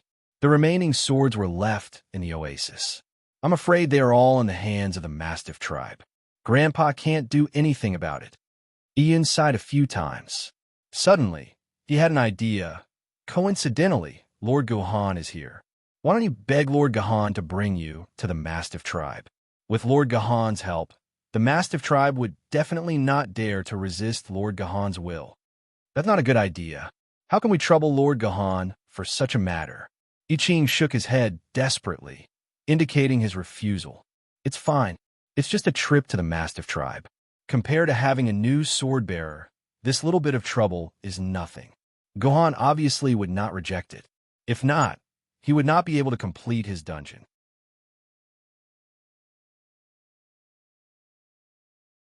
Chapter 304. The oasis that the Bayan tribe robbed from the Zongzi tribe was not too far from the Zongzi tribe. It took them less than 10 minutes to reach it. Of course, Gahan also contributed to this. Gahan grabbed I Ching's neck and ran at a speed of 60 kilometers per hour. Under normal circumstances, it would take I Ching at least 1 or 2 hours to reach the oasis.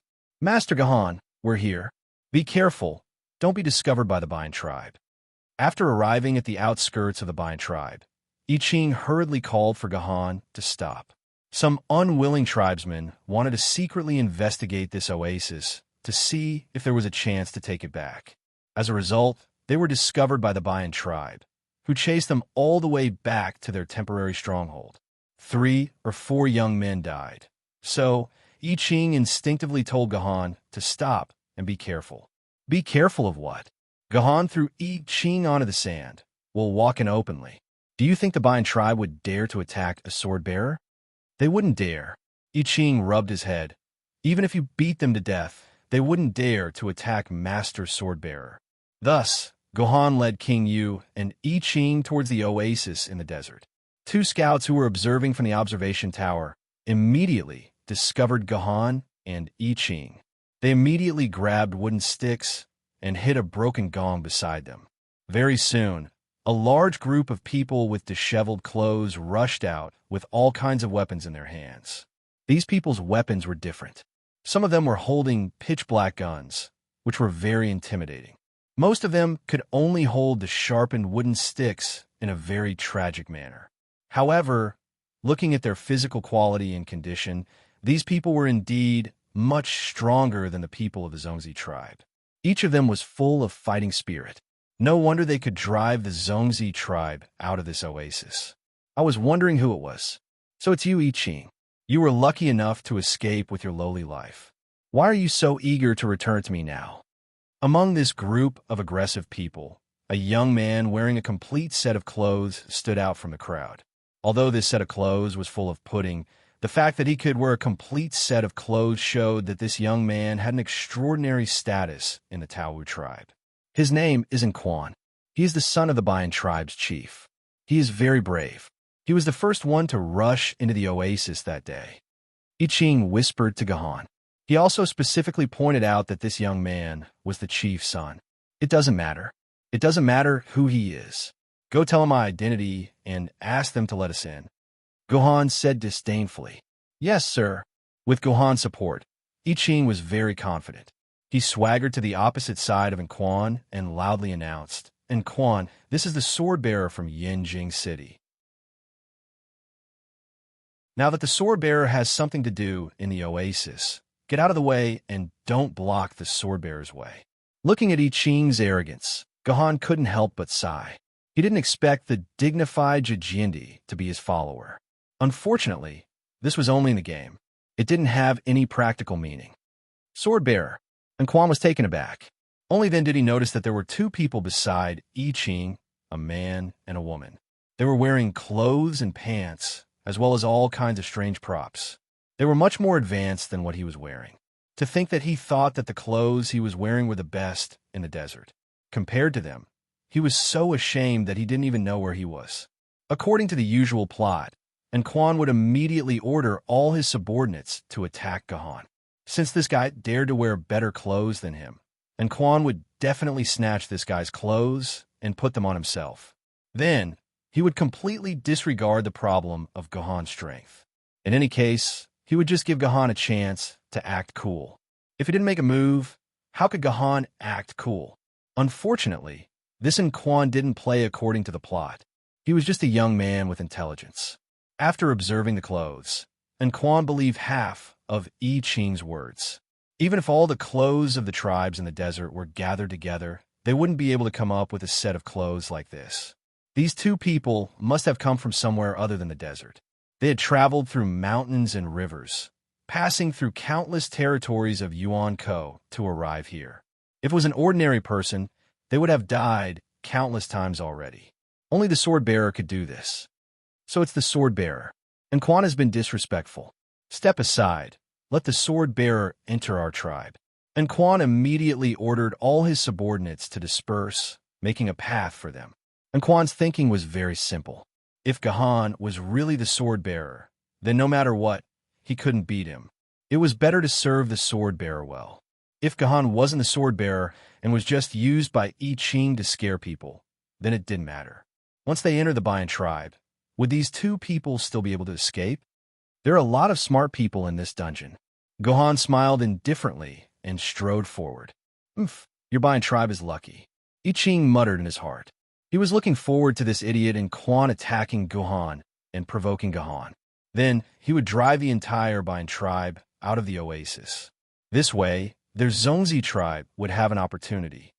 Fine, as long as I can become the sword-bearer, it won't be too late to settle the score with the Bayan tribe, I Ching said in his heart. The Zongzi tribe and the Bayan tribe had long been incompatible with each other like fire and water. Please, and Quan led Gohan into the oasis. It was in this oasis that Gohan saw the misty rain of Jiangnan. The sky full of sand dunes was not excessive. It was directly connected to a piece of moist land. In the blink of an eye, they had arrived at a land of fish and rice. Green trees and red flowers were everywhere. There was even a smell of straw in the air. Sir, please take a look. This piece of land is the most important thing to feed our more than 300 people of the Bayan tribe. It is the most important thing for us to survive. And Quan suddenly said, as if he was afraid that Gahan was the one who came to destroy the land. Shameless bastard. This land was clearly cultivated by our Zongzi tribe. When did it belong to your Bayan tribe? I Ching, who was behind Gahan, said loudly. Anyway, with Gahan here, he had nothing to be afraid of.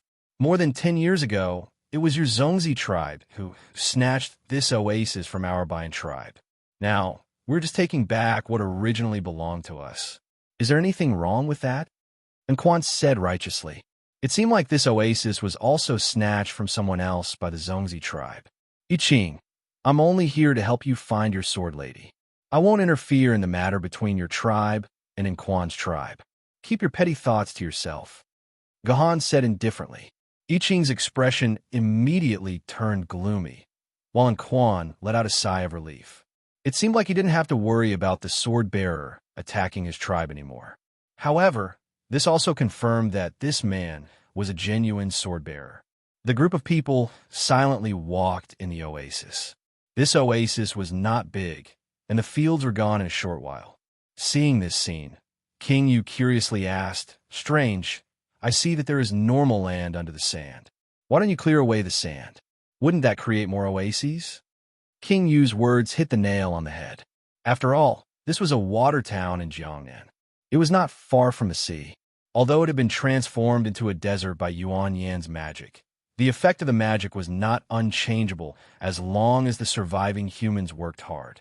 The fertile land covered by the sand could be reclaimed. It wouldn't take long for the desert to return to its original state. However, after hearing King Yu's question, both Quan and I Ching fell silent. They didn't say a word, as if they didn't want to answer King Yu's question at all. "Why aren't you talking? Answer King Yu's question." King Yu was a bit angry. Why wasn't anyone willing to answer such a simple question? The reason is very simple.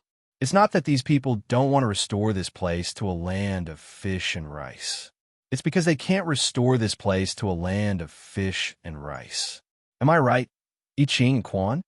Gahan meaningfully looked at the two people who didn't speak. Sir is wise, I Ching and Quan praised. How could they not want to live a life of ample food and clothing? But what if the price was their lives? The reason why humans could survive in this desert was because Yuan Ko didn't like the desert's environment. They didn't want to enter the desert, so they naturally didn't want to kill the desert survivors.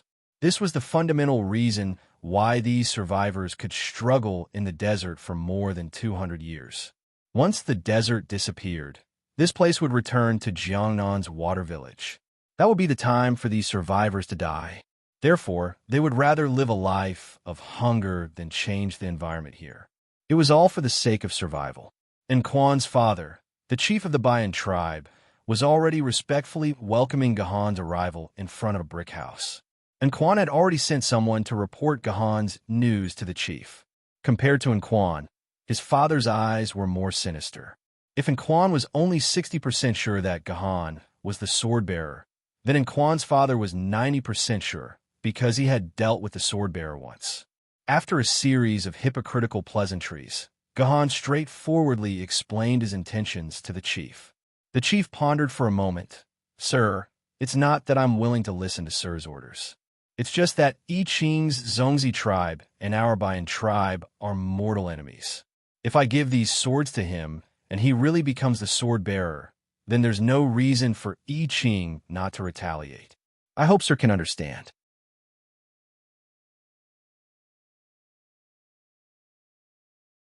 Chapter 305. Your reason is very good. I understand it very well. When Guhan heard the words of the Bayan tribe's tribal chief, he didn't get angry. He just faintly replied, "But I also have my reasons. I hope that you can consider it from the perspective of humanity. Humanity is now in a crisis of life and death. If we want to drive these Yuan Kos out of our world, we need a large number of sword-bearers. The more the better." The chairman of Yinjing City once said such a famous sentence. Do you know? Guhan suddenly asked the chief of the Bayan tribe. The chief of the Bayan tribe was a bit confused. He had never been to Yinjing City, so how could he know what the chairman of Yinjing City had said? He didn't even know that the supreme leader of Yinjing City was called the chairman. Wasn't this the title of the leader of a reactionary force before the Great Calamity? Shouldn't the heroic leader of justice be called the chairman? How would I know what the big shots of Yinjing City have said? I'm just a lowly weed. I've never had the honor to hear the famous words of the chairman. The chief of the Bayan tribe said humbly. It doesn't matter if you don't know, I'll tell you. Guhan's face was full of smiles. The chairman once taught us that the sword-bearers are great. They're the hope of mankind. They're all existences higher than ordinary humans. If humans want to survive, they must kneel in front of the sword-bearers and use everything they have to serve the great sword-bearers. As the old saying goes, the more soldiers Xiang Yu summons, the better. Now, I also have a saying, sword-bearers, the more the better. In my opinion, it's a good deal to exchange the lives of 10 ordinary people for the birth of a sword-bearer. Mr. Chief, do you think the chairman is right? This sentence wasn't fabricated by Gahan. It was something that a chairman had indeed said in history. That period of time happened to be the most difficult period of the first difficult sword era. Humans only had 3 base cities, 2 of which had been breached. Only one city, Yinjing, was left standing on Earth. At that time, the chairman of Yinjing City hated the fact that there were too few sword-bearers. He launched a crazy plan to create sword-bearers and had scientists frantically research ways to increase the number of sword-bearers. Most of the current black technology related to sword-bearers started at that time. For some reason, it evolved into a culture of worshipping sword-bearers. At that time, sword-bearers had almost become the religion of mankind. It was stipulated that every human must satisfy all of the sword-bearers' requests. Even if the sword-bearers fancied your wife, you had to obediently give up your bedroom. In short, it was a crazy period.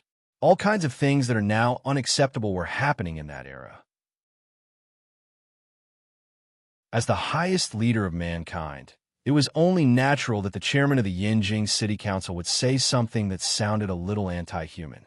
Later, this worship gradually subsided, and the Sword Committee sealed most of the historical information about this period. Even Sword Maiden Online basically avoided the stories that happened during that period. There were many famous battles and campaigns during that period, and they could be passed down as dungeons. However, that period of history happened after Zhejiang Jiandi became Jiandi. Of course, the chairman of Yinjing City didn't say such words, but the people of Bayan tribe didn't know about it at all. On the contrary, they, who knew how cruel the path of survival was, agreed with this sentence from the bottom of their hearts. As long as there could be a sword-bearer in Bayan tribe, it would be worth it even if they had to bury half of the tribe's population. As long as they didn't bury their loved ones, it didn't matter if other people died. Hearing Gahan's words, cold sweat instantly appeared on the forehead of the Bayan tribe's chief. Especially when Gahan secretly ordered King Yu, to use the advanced skill death of King Yu. The three sword slaves crawled out of the soil like zombies and surrounded the Bayan tribe's chief in a triangular formation. The air in the entire room froze. Sir is right. We were too petty. Seeing that the situation was not right, and Quan immediately stood in front of his father and said to his father, "Father, compared to the righteousness of mankind, what is the life and death of our Taowu tribe?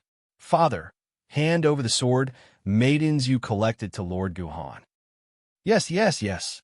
The chief said yes 3 times and opened a secret compartment. And Quan jumped in and came out with a dozen swords in just a few steps.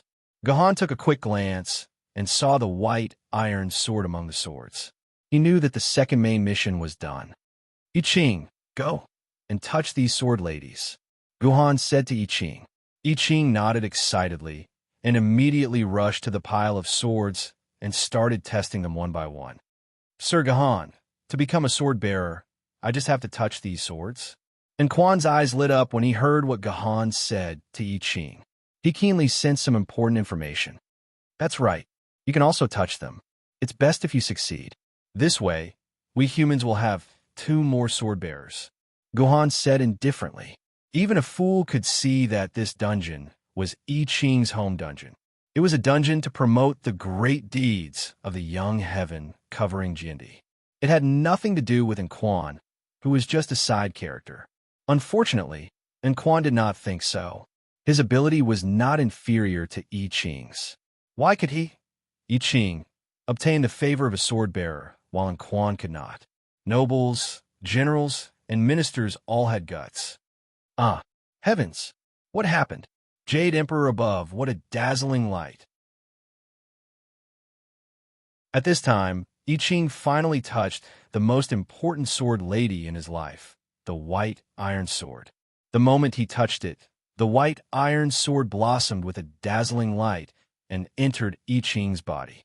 And I Ching, the young heaven covering Jindy, also began the first synchronization in his life. So, this is a sword bearer.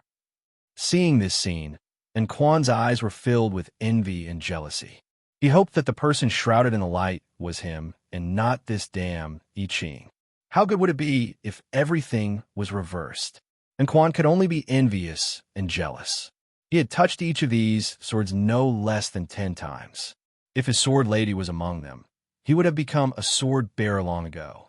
None of you are allowed to touch I Ching's body. I will kill you. After I Ching was petrified, some people curiously wanted to touch I Ching's body. In the end, they shrank back in fear after hearing Gohan's words. Gohan's words were filled with murderous intent. He would really kill someone. This is unexpectedly boring. Gohan suddenly felt that this dungeon was too boring. Along the way, he found I Ching, killed a tank, and showed off his strength in the tribe. According to the main storyline, a group of Yuan Ko would rush to their deaths. All Gohan needed to do was protect I Ching and kill the attacking Yuan Ko. After that, the dungeon would end, and he would return to the Dungeon Evaluation Center to receive his reward. It seemed quite boring, other than seeing the young heaven covering Jindy, which made Gohan a little excited. There was nothing else interesting. None of the Yuan Ko here could block Gohan's sword. If Gohan got serious, it would just be a boring massacre. The dungeon was not challenging at all. As a side dungeon of the ancient sword dungeon, the majority of the players had a good opinion of it. The previous Tiger-class tank, Yuan Ko, had required a lot of tactics to kill it. There were more than 10,000 posts on the forum on how to eliminate the Little Bean tank. There was also the wave of Yuan Ko that would come later, which required a lot of skill to survive. There were more than 100,000 posts about this wave of Yuan Ko. All in all, this dungeon was a single-player dungeon that required all new players to study and execute their strategies carefully. Many Ancient Sword Dreaming Souls players would be stuck at this dungeon more than a dozen times before they could obtain an A rank rating. The entire process was filled with excitement for these players. According to the analysis of the players, Heroes Begin with Insignificance was a dungeon that allowed players to train their various basic combat skills. As long as they could defeat all the Yuan Ko in this dungeon with their own strength, they would have a basic understanding of how to fight against Yuan Ko. This was only the first benefit of this dungeon. The second benefit was that it allowed players to train their ability to get along with others. When facing the hostility of the Zongzi tribe and I Ching, players needed to learn how to become friends with them. When facing the resistance of the Zongzi tribe, players needed to learn how to convince them to listen to them. Thirdly, and also the most important point, the creators of this dungeon hoped that the players could experience the growth of the sky covering Jindi I Ching and experience I Ching's indomitable, courageous, and unwavering qualities. Bat probably didn't know that players could analyze such things from this instance dungeon. However, it was undeniable that this dungeon was a very interesting dungeon for new players. It was a pity that this dungeon had a freak like Gahan, who could easily crush the dungeon. It lost its original intention of training the players.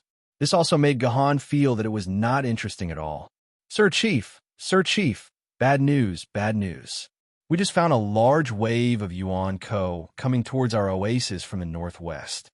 Just like the Zongzi tribe, there was another reckless Yuan Ko charging towards them. How many? How many of them are there? Don't King tell me a large wave. How would I know how many there are?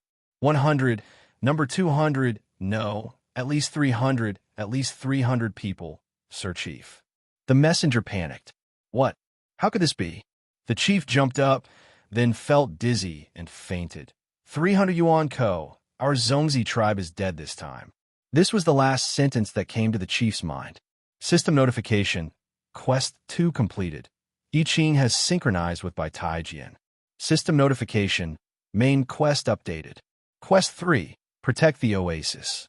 A large wave of Yuan Ko attacks. Please lead I Ching to defeat this group of Yuan Ko. Please note, let I Ching kill Yuan Ko with his own hands to accumulate dungeon evaluation. It's getting more and more boring. Gahan sighed in his heart. Forget it. Let's finish this dungeon as soon as possible.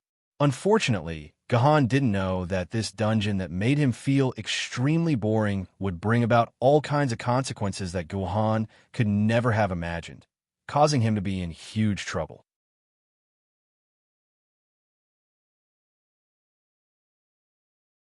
Chapter 306. When I Ching woke up from his petrified state, Gahan didn't explain anything to I Ching. He directly grabbed I Ching's neck and ran to the northwest entrance. There, countless people with all sorts of weapons were gathered there. Even though their hands were trembling, they still stood there without any intention of running. What are these humans standing here for? They don't have weapons with sword essence, so they can't attack Yuan Ko. They're just throwing away their lives here. Seeing these humans immersed in fear, Yuang asked in confusion. She thought that the humans here should be running away. Didn't you notice the women and children who were packing up? Gohan was a bit annoyed. If they all choose to run, then most of the women and children will die here. These men are their husbands and fathers. They can only use their lives to delay Yuan Ko so that their wives and children have a chance to escape. Gohan's explanation was a bit annoyed, but the huge tragedy contained within was unavoidable. In this era, when humans faced Yuan Ko's attack, they could only run or wait for death. Most of the time, they used their own deaths to exchange for the lives of the people they cared about. This was the tragedy of the human world. This king will definitely save them. This king doesn't want to see these men die here. Yuan was moved by these people, even though they were just data. Gahan didn't pay attention to Yuan's words. All of his attention was on Yuan Ko, who was rushing over like a flood. These Yuan Ko were actually the same as the 4 female high school students, Yuan Ko. They all looked and dressed like female high school students. They wore sailor suits with white tops and green bottoms. When their green mini-skirts fluttered in the wind, one could almost see a mysterious white domain inside. What a group of cute girls. If their eyes weren't red, they would look like beasts that wanted to eat people. It should also be noted that these girls were not unarmed. They were holding long wooden rifles in their hands and lined up neatly. If their gender and attire were ignored, they could be said to be a well-trained army. Yuan Ko's name, German High School Commando Team. Level: Mouse, two-dimensional world. Anime world, entry instance dungeon. A small portion of the instance dungeon, HP, half a star attack, half star agility, half a star demonic energy, none. Ability: proficient military skills, and a Mauser 98 sniper rifle. Ultimate move: crouching shot introduction. An ordinary female high school student in Japan. Due to the popularity of firearms in this world, they have undergone various military and firearms training and have mastered proficient military skills. Because the high school was run by the Germans, the school's ethos was very respectful of Germany. All the weapons and training methods used were German weapons and methods. They strictly followed orders and were a troop with a strong will to fight. After coming to the real world, because of their German military style, they were recruited by Yuan Ko, the Nazi King Hitler, and formed into a unit called the German High School Commando Team. Commando soldiers are not scary on their own. Any sword mistress can beat them up. However, once they form a unit, they must be careful not to be shot into a sieve by the enemy before they can even attack. Pay special attention to the commando team's weapon is a Mauser 98 sniper rifle. This rifle is extremely accurate and can hit an opponent from 800 meters away. The downside is that it has a very slow firing rate and a long time between shots. No threat. Gohan skimmed through the information, although there are a lot more of them. No threat was not a threat to Gohan, but to a normal ancient sword wielder, this was a huge threat. Hundreds of Yuan Ko armed with guns. Even if each bullet could only deal 1 damage to the close-range shield, and even if the hit rate was only 10%, it would only take a few rounds of firing. After a dozen rounds of firing, the pitiful 50-point close-range shield of the ancient sword wielder would be depleted. The most successful strategy on the forum was to instruct the players to hide with I Ching in a hidden place. They would order their own sword mistresses and I Ching's sword mistresses to hide in the sand. When Yuan Ko's troops got close, they would charge into the middle of Yuan Ko's formation and engage in close-range combat with the Yuan Ko. Sword Mistress Online did not have an automatic identification system. Whether it was the Sword Mistress or the Yuan Ko, their attacks could hurt their own people. Therefore, when the Sword Mistresses charge into the formation, most of the Yuan Ko's shots would hit their own people. This way, they could use Yuan Ko's hands to kill their enemies. However, there was a downside to this strategy. Most of the Yuan Ko's would die to Yuan Ko. The number of Yuan Ko's sword mistresses that died to I Ching sword mistresses would not be many. This way, the dungeon's rating would not be very high, and it would be difficult to get a B rank rating. So, of course, Gohan wouldn't choose this method to complete the dungeon. Gohan wouldn't come to this dungeon at all. If he didn't get an SS grade or above, then he wouldn't be able to keep his face as a commander. I Ching, follow behind me. Don't be afraid. Gohan calmly ordered I Ching as he watched the high school female assault squad approaching from afar. Then, he walked out of his bunker and faced the enemy's muzzles. Lord Gohan, shouldn't we lie in ambush and wait for them to get close before charging in? Our sword mistresses are melee fighters after all. I Ching was dumbfounded when he saw Gohan's actions. He quickly advised Gohan against it and even gave a battle plan. After listening carefully, wasn't it the most practical plan that was announced on the forum? I Ching was indeed the future Jindy. In just a moment, he had come up with the best battle plan. It's fine. Just follow behind me. I can guarantee that you won't die. Gohan was unmoved. He still asked I Ching to hide behind him and follow him forward. I Ching hesitated for a moment. He gritted his teeth and spat on the ground. Then, he chased after Gohan and followed behind him, facing the hundreds of black muzzles. Ready. Open fire. At the sight of someone jumping out, the female high school seniors immediately aimed at Gohan. When Gohan entered their firing range of 800 meters at the command of the officers, all the muzzles lit up like fireworks. Hundreds of bullets were fired at Gohan at the same time. System prompt. You have received bullet damage. Personal shield energy, -1. System prompt. You have received bullet damage. Personal shield energy, -1. With the support of the famous sword-class sword mistress Yu Wang's shield, the mouse-level Yuan Ko's bullets couldn't even break through Gohan's defense. If it wasn't for the minimum damage limit of 1 point, it might have even been 1 point of damage. This damage was meaningless to Gohan. It was no wonder Gohan would put on airs and face the Yuan Ko's muzzles. Ready, open fire. As Gohan continued to advance, the female high school commando squad immediately dropped to the ground. Using a standard crouching shooting posture, they fired volleys after volleys at Gohan. Although their aim was good, and 10 to 20 out of 100 bullets hit Gohan's body, it was a pity that it was useless. The energy bar of Gohan's protective shield did not seem to move at all. This king is going to charge. Yu Wang, who was with Gohan, had taken dozens of bullets and was filled with rage. Seeing that the Yuan Ko were less than 200 meters away, he planned on charging in. No, don't move. Gohan stopped King Yu's actions. He wasn't worried that King Yu would be in any danger if he charged in. If he was fine facing the Yuan Shun's attacks, then King Yu wouldn't be in any danger. The reason why Gohan didn't let Yu Wang in was because he was afraid that Yu Wang would kill quickly. If he killed all the Yuan Kos, what would I Ching do? How would he get an evaluation of SS or above? Therefore, Gohan stopped Yu Wang. He wanted to do it himself. Gohan drew the Heaven-Reliant sword from its scabbard and infused the sword essence in his hand into it. A second later, an invisible and untouchable sword chi from the 9 swords of mysterious heaven. Sword descends upon the abyss, shot out from the blade of the sword and slashed at the young girls. Using sword energy to deal with the mouse-level Yuan Kos, Gohan was bullying Yuan Ko too much. It was no different from using a machine gun to strafe a baby. These female students could not even see the sword chi emitted by Gohan. They only felt that their hair was suddenly blown away by the huge phoenix. They wanted to press their hair back with their hands, but they felt a chill in their lower bodies. Then, they lost their support and fell to the ground. I Ching looked at everything in front of him in shock. He didn't understand what had happened. He only saw Gohan wave his sword, and a few seconds later, over 20 pairs of smooth and beautiful girls' legs were cut off at the knees.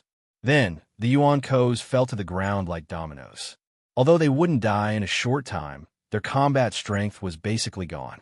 Gohan sent out a few more sword energy. None of the remaining girls' Yuan Kos were spared.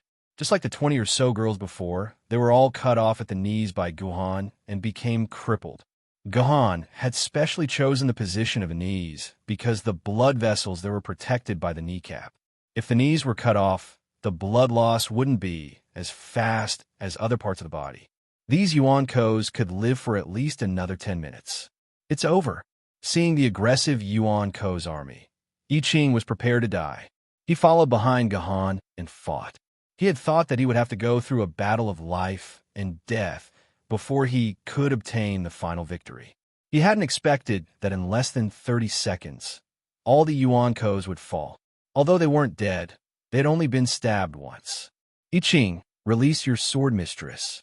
Gohan coolly sheathed Heavenly Sword into its scabbard. Just like how you killed the 4 Yuan Kos, kill these Yuan Kos as well. Gohan was really a good guy. This was equivalent to him beating all the monsters to a critical state and letting I Ching kill them. This was the kind of teammate you needed when playing games. You're tuning in to the Warrior Lore YouTube channel. Don't forget to subscribe and join us on this journey to catch the most captivating stories.